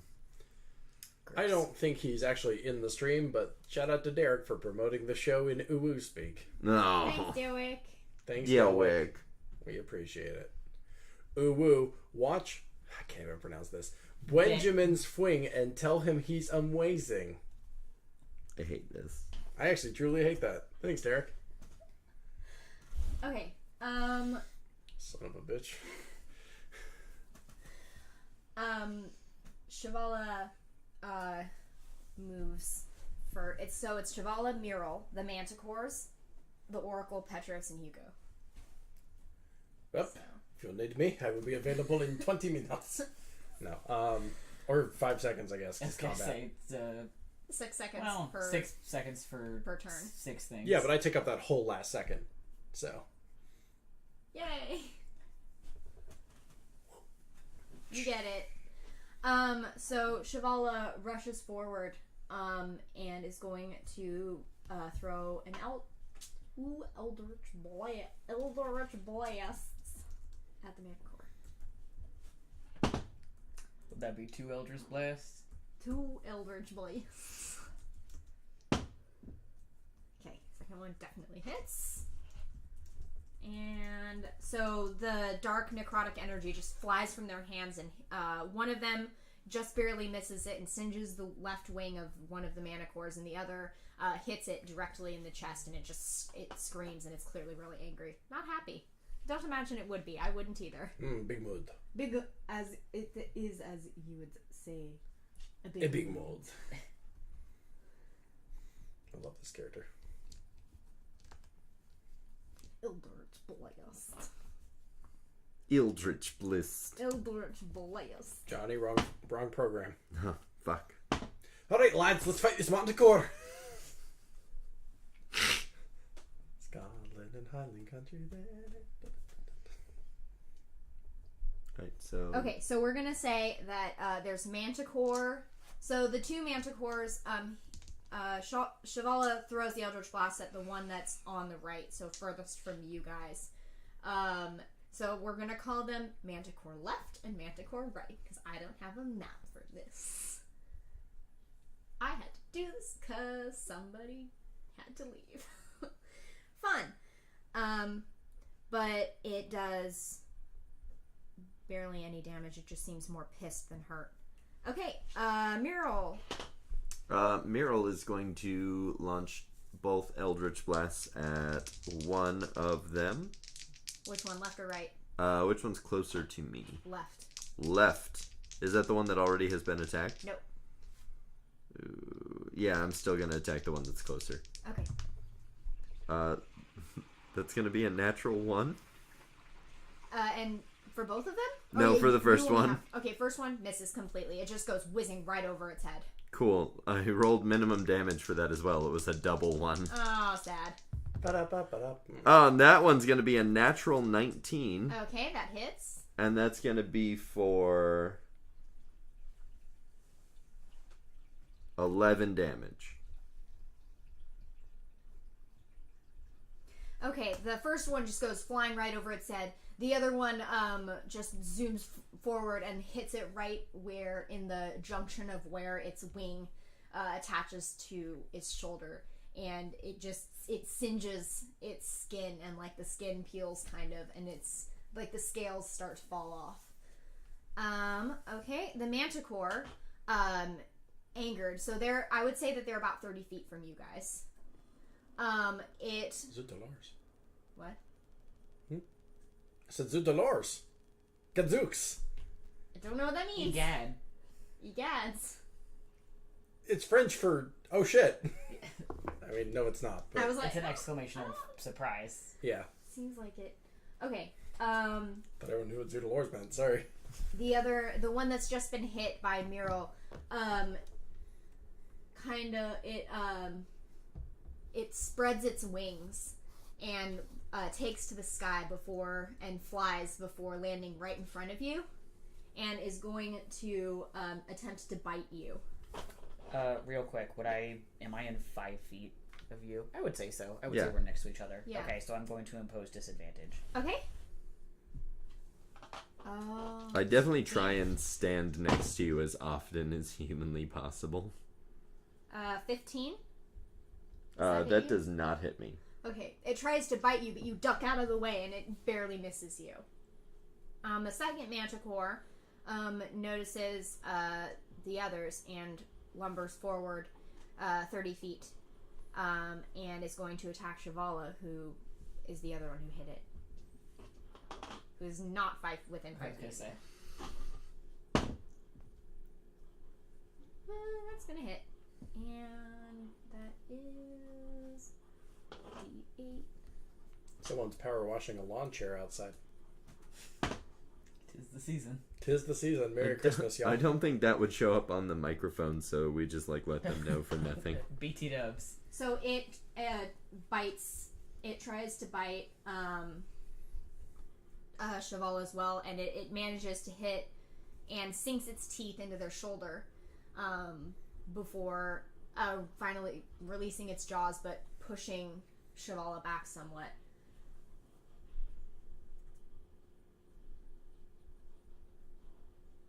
Okay, and next is the Oracle. What? No, I thought it was me. That's all. I go before you do. No, You're it's Petros relaxed. and then Just you. relax. The I was Oracle- relaxed. Chill, it's okay. I was chill.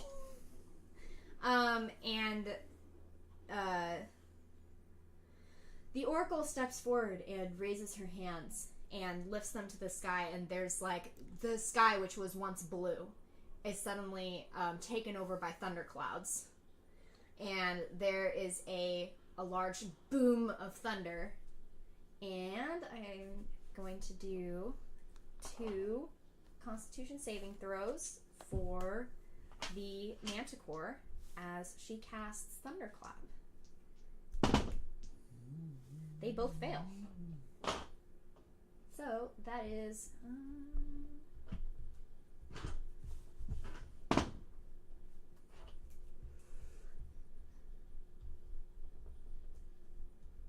okay, so they both are just taken completely off guard by the sudden large or huge it's just ruckus noise. It just takes them, like their ears are just filled with it. They can't resist it. Now it's Petros. Not to be the kid in class who's like, we're gonna go over the homework. Don't the Manticores go before I do? Or did They already went.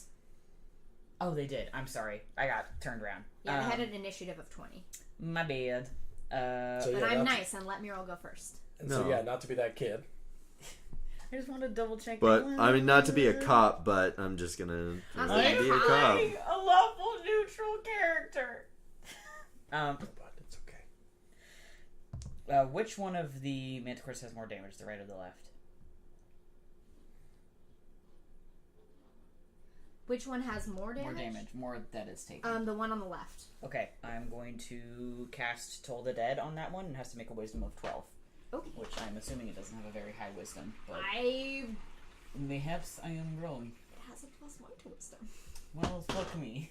It's still natural 1, so... Yeah. Oh, fuck me. Gets fucked. Gets fucked, dude.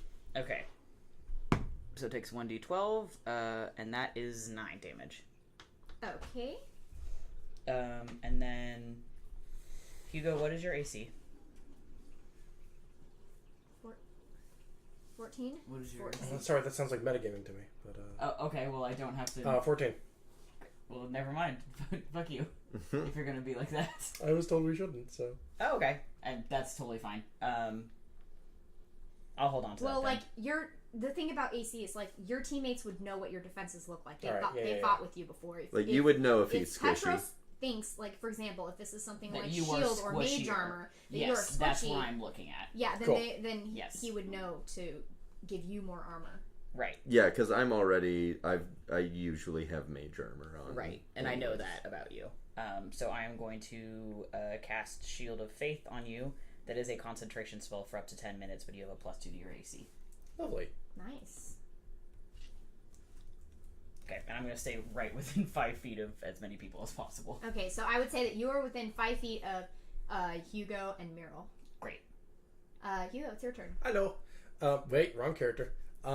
So a quick cursory glance around. Which of the 2 Manticores, not griffins, which is what's in my head for some reason, despite it not being a griffin, which one of them has the scales peeling away?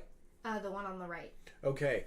Hugo, recently emboldened by the shield of faith around him, gives a quick thumbs up of approval, and you can hear in the distance, "Ho!" As he Like a clown. as he charges forward. That was a goose. I don't know. What do you want from me? As he charges forward, bullwhip in hand, rears it back, and attempts to fling the whip, which is definitely what that move is called, directly onto the exposed, peeled, scaly part, in hopes of finding Like where the wing attaches to the shoulder. and Okay. the scales have peeled away. Roll for attack. I will gladly. That would be not very high. That'd be a 13. Nope, doesn't hit. All right. Well, your whip snaps, but it's hard to get that specific area where it is, and it just hits right above the wing. It doesn't hit the manticore at all. I actually have a feat here that just said that was baller. Could that add? No. Okay. No. The dumbest feat. That was baller is my favorite. That was baller. No, that was baller is actually one of my favorite feats. I tried. Well, it's anyway. not in the player's handbook. In case you're asking, it's definitely an extra that you have to pay extra for. If you're... Yeah. Yeah, it's in Xanathar's guide. Yeah. Exactly. So, No, it's definitely Unearthed Arcana. Yeah, it looks like if I fail that, it looks like I just die. Actually. Actually, I guess I just die. Actually, I guess I just That's die. not your usual thing. You normally have the pink one. So then actually, it's like, absorb sound better, and is... the dice don't turn as much. So, also this one was lost. Miral, what is your AC? Mine is 17. Okay, so you're fine. I was gonna try and help, but I guess not. Okay, Shavala steps forward in next to the oracle and points at the manticore on the left, the one that is more damaged, the one that just attacked pretty much everybody, and the sound of a tolling bell, very similar to the thunderclap, but slightly more foreboding, less powerful, and more eerie, sounds from right above the manticore, and they cast Toll the Dead. I was gonna say, Simple! Toll the Dead! Toll the Dead! Buddies! That's it. Has to make a wisdom saving throw. That's another natural one, not saving throw. Okay, so that's 2d8. 2d8 damage. Bad. Bad. It's always nice to know. But, Bad, actually. it tolls and the thing, it cringes away and its wings kind of like fall into itself like it's trying to protect itself from the noise. Next is Mural. Marvelous. Eldritch Blast times Eldritch 2. Blast.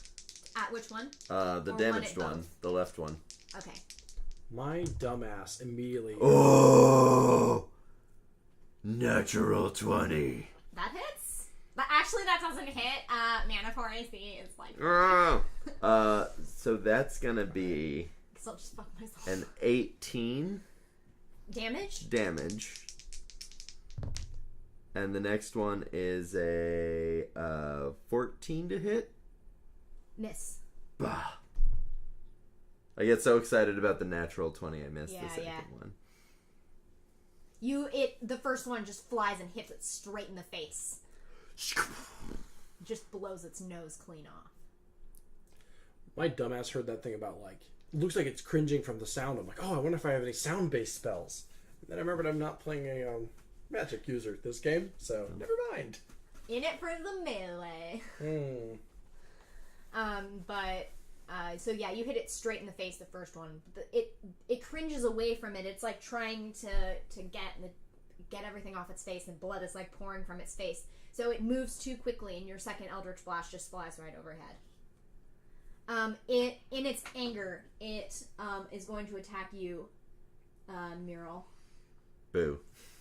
Yeah, sorry. It uses its multi-attack, so it's going to try to bite you. Disadvantage. Natural. Still. Oh, Okay. You're within the... Yeah, you didn't move, did you? I did not move. Yeah. That's still going to be an 18 to hit. Oh! First one was a natural 20, so you're fucking lucky, dude. Yeah. So that is... Actually, that's a 20. An unnatural 20. And for 7 damage. Boo. And then it sinks its teeth into your arm and pulls away and immediately swipes at you with both of its front claws. Double boo. 3, so that doesn't hit.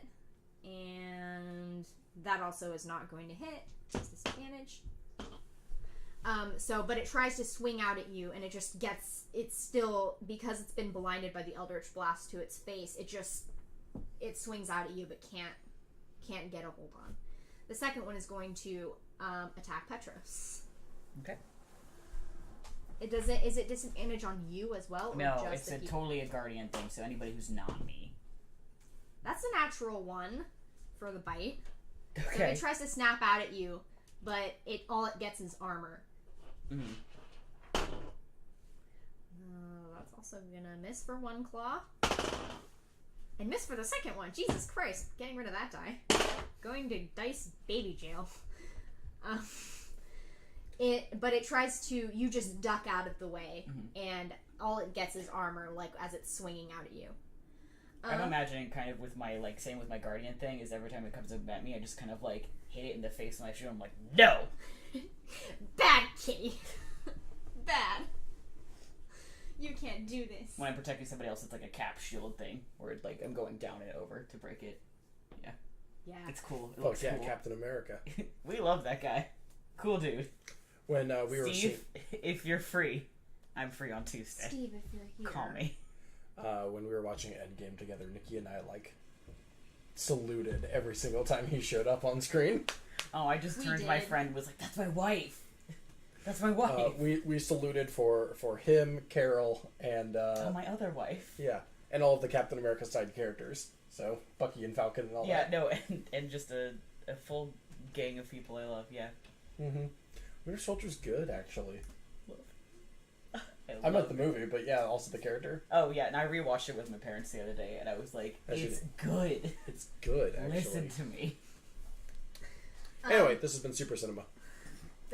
This has been Steve About the Movies, episode 9. So, the Oracle steps forward until she's within 10 feet of the both of the manticores, and she leans down and places her hand on the ground, and suddenly the earth begins to shake. You guys are barely put off balance by it, but the manticores are the ones who are really within range. They have to make dexterity saving throws as she casts Earth Tremor. Oh, get wrecked. Sorcerers, baby! Love them. Those wild rapscallions. That fails. And... Dex. And... It's hard. No, both of them fail. So, that is... So, I'm gonna she'll cast it at 3rd level, so 3.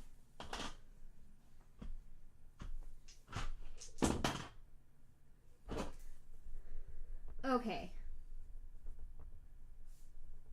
So, the earth just shakes, and, like, the sand, like, falls apart as, like, the earth is almost rolling underneath them, and both of them are just, caught up in the, in the movement of it, and both of them are knocked prone. So both of them are prone, which means, ranged attacks have disadvantage, and melee attacks have advantage. Excellent. So both of them are prone, and one of them is just, it's shaking, it's clearly on its last legs. The other seems, it's taken quite a bit of damage, but it's still ready to attack. Petros. Okay, I'm going to go to the one that looks like it is more damaged. How far away is it from me? I would say it's within 10 feet of you. Okay, great. So I'm just going to do a hop, skip, and a jump forward. And I'm going to do a melee attack with my longsword. I don't think a 9's going to do it, is it? Nope. No, probably not. Okay. Well, there's that, I guess. Will that be all, Petros? I don't want to take a... They can't do attacks of opportunity when prone. Is that right, or is that not right? Yeah, they can't. Okay. I would say they can't. I'm going to skip back to my position between my comrades then. Alright. Hugo. So when we say prone, what kind of prone do we mean? Like on their backs, or? Prone as in, like, they're on the side, as in it's going to take half of their movement action to get up. No. Like the status prone. Yes. Yeah. But, like, what do they look like physically then? They're on their side. Okay. They like got knocked over and tripped onto their side. Would I perhaps then have a better shot at the area I was aiming for before? The bullwhip is a melee, right? Mm-hmm. Yeah, then you have advantage. Mm-hmm. So, okay. Oh, I have advantage. Well, it's too late now. No, we can go back. Okay. All right. Sorry. Sorry, 18. Yeah, that hits. Great. Okay, cool. So which one are you aiming for? The one that was hurt? The one that was more damaged, Okay. yeah. We have now created an alternate timeline in which that hit did happen. Yeah, no. And that's 7 damage. Almost. Hashtag spoilers, I guess. Okay, cool. Okay, And then now we're back everything here. else is the same. Okay, cool. I don't need to ask that question because I already know the answer from an alternate dimension version of myself who told me that. Hugo then drops his bullwhip and, well, I'm sorry, not drops, like... Also remember you get sneak attack damage because you have advantage on this roll. Yes, my dude, I know. Just making sure. Okay. Last time you didn't. Okay, but this isn't that time, is it? Anyway, so he curls up his whip really quick, which he can do because I have the thing that I have, the cunning action, +1 bullwhip, so that's all nice and secure. And he draws his rapier, and he attempts to plunge the blade in the weak spot on the wherever the wing is, I guess. Roll to attack. Thank you. I would love to. Thank you for offering. That'd be 5 the first time, and hopefully something better the second time. 17 the second time, so Yep. that's 22 in total. That hits. This one right over here. What's my strength modifier? Oh, not very high. For 6 damage. The rapier. And remember, the rapier plus- is a finesse weapon, so you add your dex to bonus. Your Okay. dex to damage, not Well, strength. Great. Well, then I do that, which would make it 8 in total, plus sneak attack, which is another 5. So 13. Then I go... You plunge it right into its weak spot on the wing, and that clearly that hurts it a lot. And the wing, where the wing is connected to its shoulder, it's like hanging on by a thread. Like you've cut it right through the tendon that's like holding it together, and so the wing is like starting to hang off of its body. I feel bad about that. I would like to apologize for it. It's like, oh, it hurts. Hurt my mouth. I roll to not feel remorse. Okay. That's a constitution. Actually, that's a wisdom save. Well, no, I mean, I'm not actually doing this, am I? Because it's a wisdom save against fear, so I would assume it's the same. Yeah, I think my wisdom's actually pretty high for some reason. No, it's not. GK 0. Just kidding. You feel a little bit bad. I feel a little bit bad because it is a rare beastie. But, you know, I'm not going to let it keep me up at night. It was trying to kill me. Or maybe technically it wasn't. Anyway, not my turn anymore. Someone else. Shivala. That's the one. That's the one. Shivala reaches forward, and so the one that has taken like all this damage, it's like it's on its last legs, it's barely dying, or it's barely alive, and Shivala puts their hand on the thing's face, and it has to make a Constitution saving throw. Let me make sure that I have the right stats for Constitution. Okay, that's high.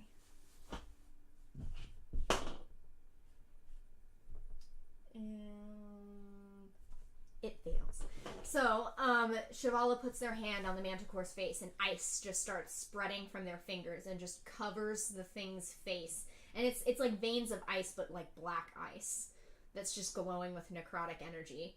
And it crawls up the manticore. And because it only had 1 HP left, I'm just gonna say that it died. But it crumples in on itself. The ice just slowly moving up its body and encasing it until it like fades away and is just leaving a corpse. Muriel, it's your turn. I feel like I Nice. did not need to I'm contribute going to this. to Eldritch Blast the other Manticore. Okay. And that's going to be an 11 to hit, which... Nope. And the other one is a natural 20 That hits. for 14 damage.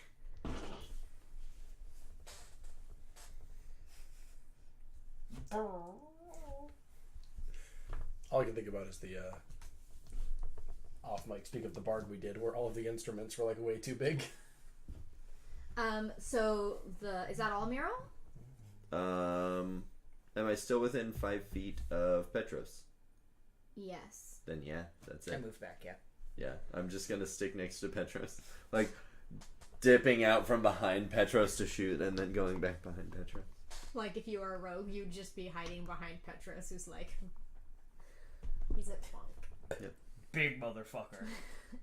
I mean, shit, I might even use my bonus action to hide. And that's gonna be a 17 to Just stealth. my torso. It's rogues that use a bonus action to hide. Oh, well, Yeah. then I don't do that. Yeah, that's like a full movement, I think, to hide. I mean, I didn't move, but... It's still... I think it's an action. Yeah, something like that. Yeah. It's bonus action for rogues, though. Whatever. Yeah. Well, then I'm hiding unsuccessfully behind. You're hiding behind, like you think you're hiding, but, like, you're behind Petros's massive guns. Which are, like, partially hiding you. It does feel like a Looney Tune where you're hiding in, like, the shape of the object that you're hiding behind. No, like, so, like, Petros is, like, flexing. And I'm like... Nikki, Why would you be flexing mid-battle? you missed it. Oh, It's sweet, fine. we killed one. Ugh. Live his truth. Oh my god. Hey, there's still 4 more enemies. Ugh. The Manticore is going to attack Petros. Okay. It swipes out, tries to bite you first, and then again tries to get you once with a claw, or it tries to get you by swinging its tail at you, its spiked tail. Mm-hmm. So, unnatural 20 Yep, that'll do it. for the bite. I am going to make it make a dex saving throw. Okay. It's supposed to be to 12. It fails. Great, so it's going to take 2d8 lightning damage. Ooh, cool. That's fine. That's 8. That's a hoot and a half. And then I think I have to roll to keep my concentration spell up. Didn't do it, so you don't have plus 2 AC anymore. Sorry. Back to 14 you are. AC. Ah, rip. Okay. And, so that is a,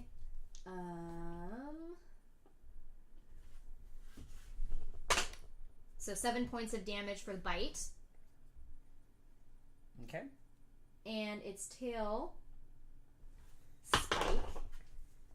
It's going to, so what it does is it swings its tail at you, and it's just this massive force of a weapon that just has spikes that would probably impale a normal person if they weren't wearing armor. So lucky Petros, I guess. It's naturally 16. No. And that's plus 5 to Yes. hit, so. Yeah. So 4 for that one. Bye. And 7 for the second. So So total 13. 13? Yeah. Of piercing damage. It hits you. It just hits you both times with its tail. Like once just it bats you to one side and then it hits you again with the other side, like almost like a comedy where you're like just with a really spiky tail. Mm-hmm. You saw Detective Pikachu yesterday, didn't you? Yeah, maybe. Mm-hmm. Petros, Okay. go. Hey, that's good. They are no longer prone, yeah? Yeah, they got up. Okay.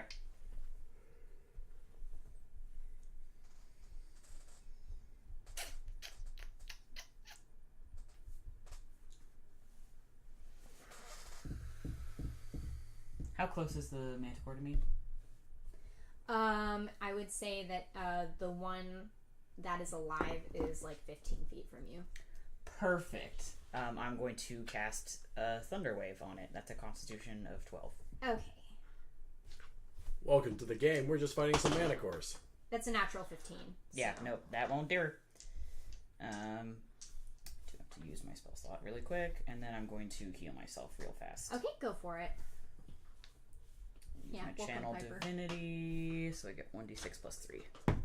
And that's a 6, so cool. Nice. And that won my turn. Okay, you go. Okay, so how far am I away? I just slayed the first, contributed to the slaying of the first beast.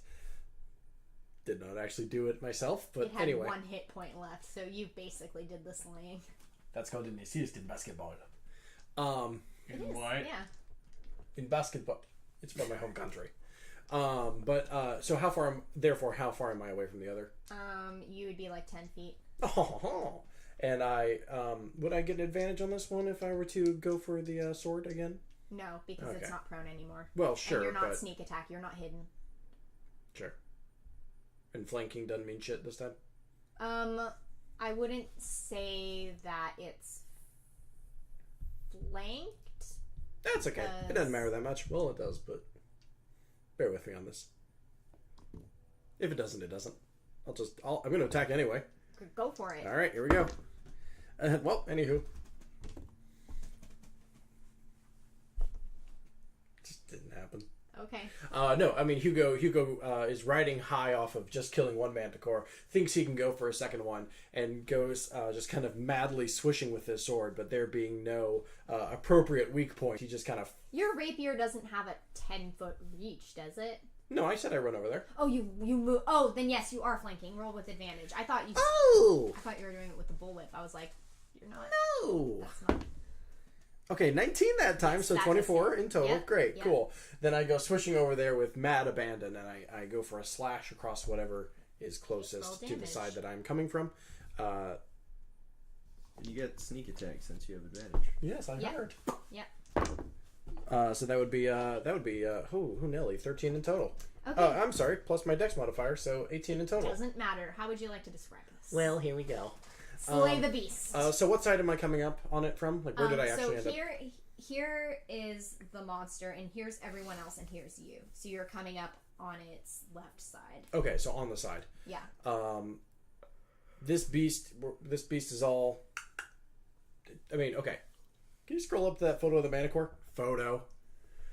You know all those photos of Manticores? I read Nat Geo. Cool. I'm gonna say that I go right for that wing cartilage area again. Go for it. Yeah. And I slash right through that, and seeing how effective that is, I'm gonna say I kind of grab a hold of the sword, torque it upward, and then jam it down. Ugh.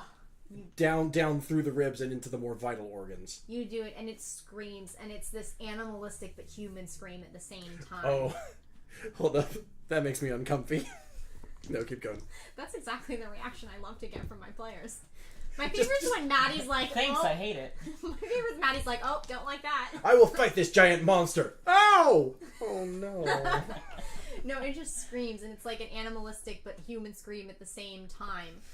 And it just hits, just falls down flat into the sand, and breathes its last. Hugo pulls his sword out of the stone and just goes, "Ho!" in celebration. Celebration. Oh shit! Through the ribs, Hugo pulled a vermal. Thanks, Tara. Okay, so now that you've slain the beast, the people are starting to come out of their tents. They've hidden, besides the oracle, they've all hidden, or at least moved out of her way. As soon as she came out, like there had been warriors who had been preparing to fight it, but as soon as she came out of her tent, they were all just like, out of here! I'm out of here! Bye! No, not me anymore. They don't want to get hit by the earthquakes and lightning. Maybe. Seems pretty rational. You guys got out of it. It was nice for you guys. And she walks over to you. Good job. Thanks. Thank you.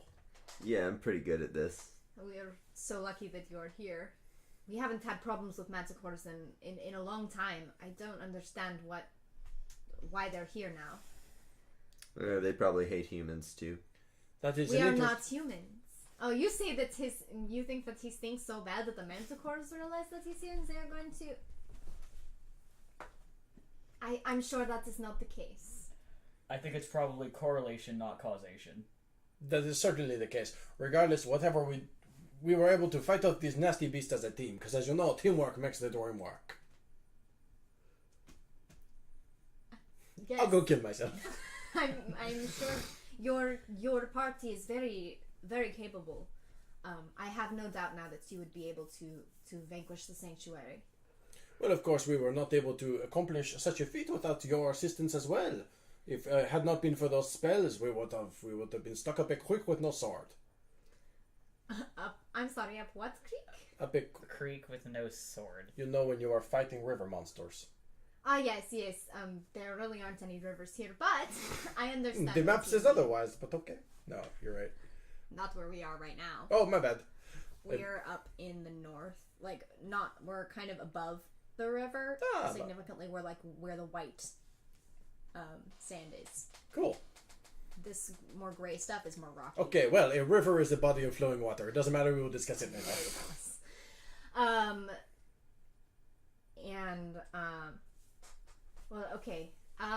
Well, thank you. They are my people and I must protect them. That is what I do. But it would have been much more difficult if I didn't have you all here. Well, what a fortunate coincidence it's...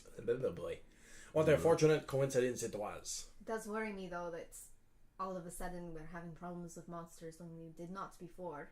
At least not since we've moved from our last place. Yeah, that shit is fucked. Yes, it is. Go ahead and repeat what I just said. No, you're fine. Yes, our shit is fucked. Thank you. Why did you want me to repeat No, it's fine. Don't worry. It didn't actually happen. Someone else asked a question.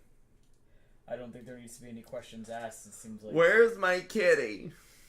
He's in the tent. Shalva's still passed out, by the way. I just walk back into the tent to find the cat curled up on Shalva's face. Is anyone still injured? I am. But yeah, I could use a little bit of healing. She walks over to both of you where you're standing together, reaches up one hand and puts one hand on your cheek. This is Petra's leaning all the way down. That was my instinct, so I think his instinct also is to be like, oh, I'm supposed to lead, you're supposed to touch me. One hand on Muriel's cheek and the other hand on Petrus's cheek. I put my hand on her. And Johnny, stop being weird. And she casts Cure Wounds at 2nd level.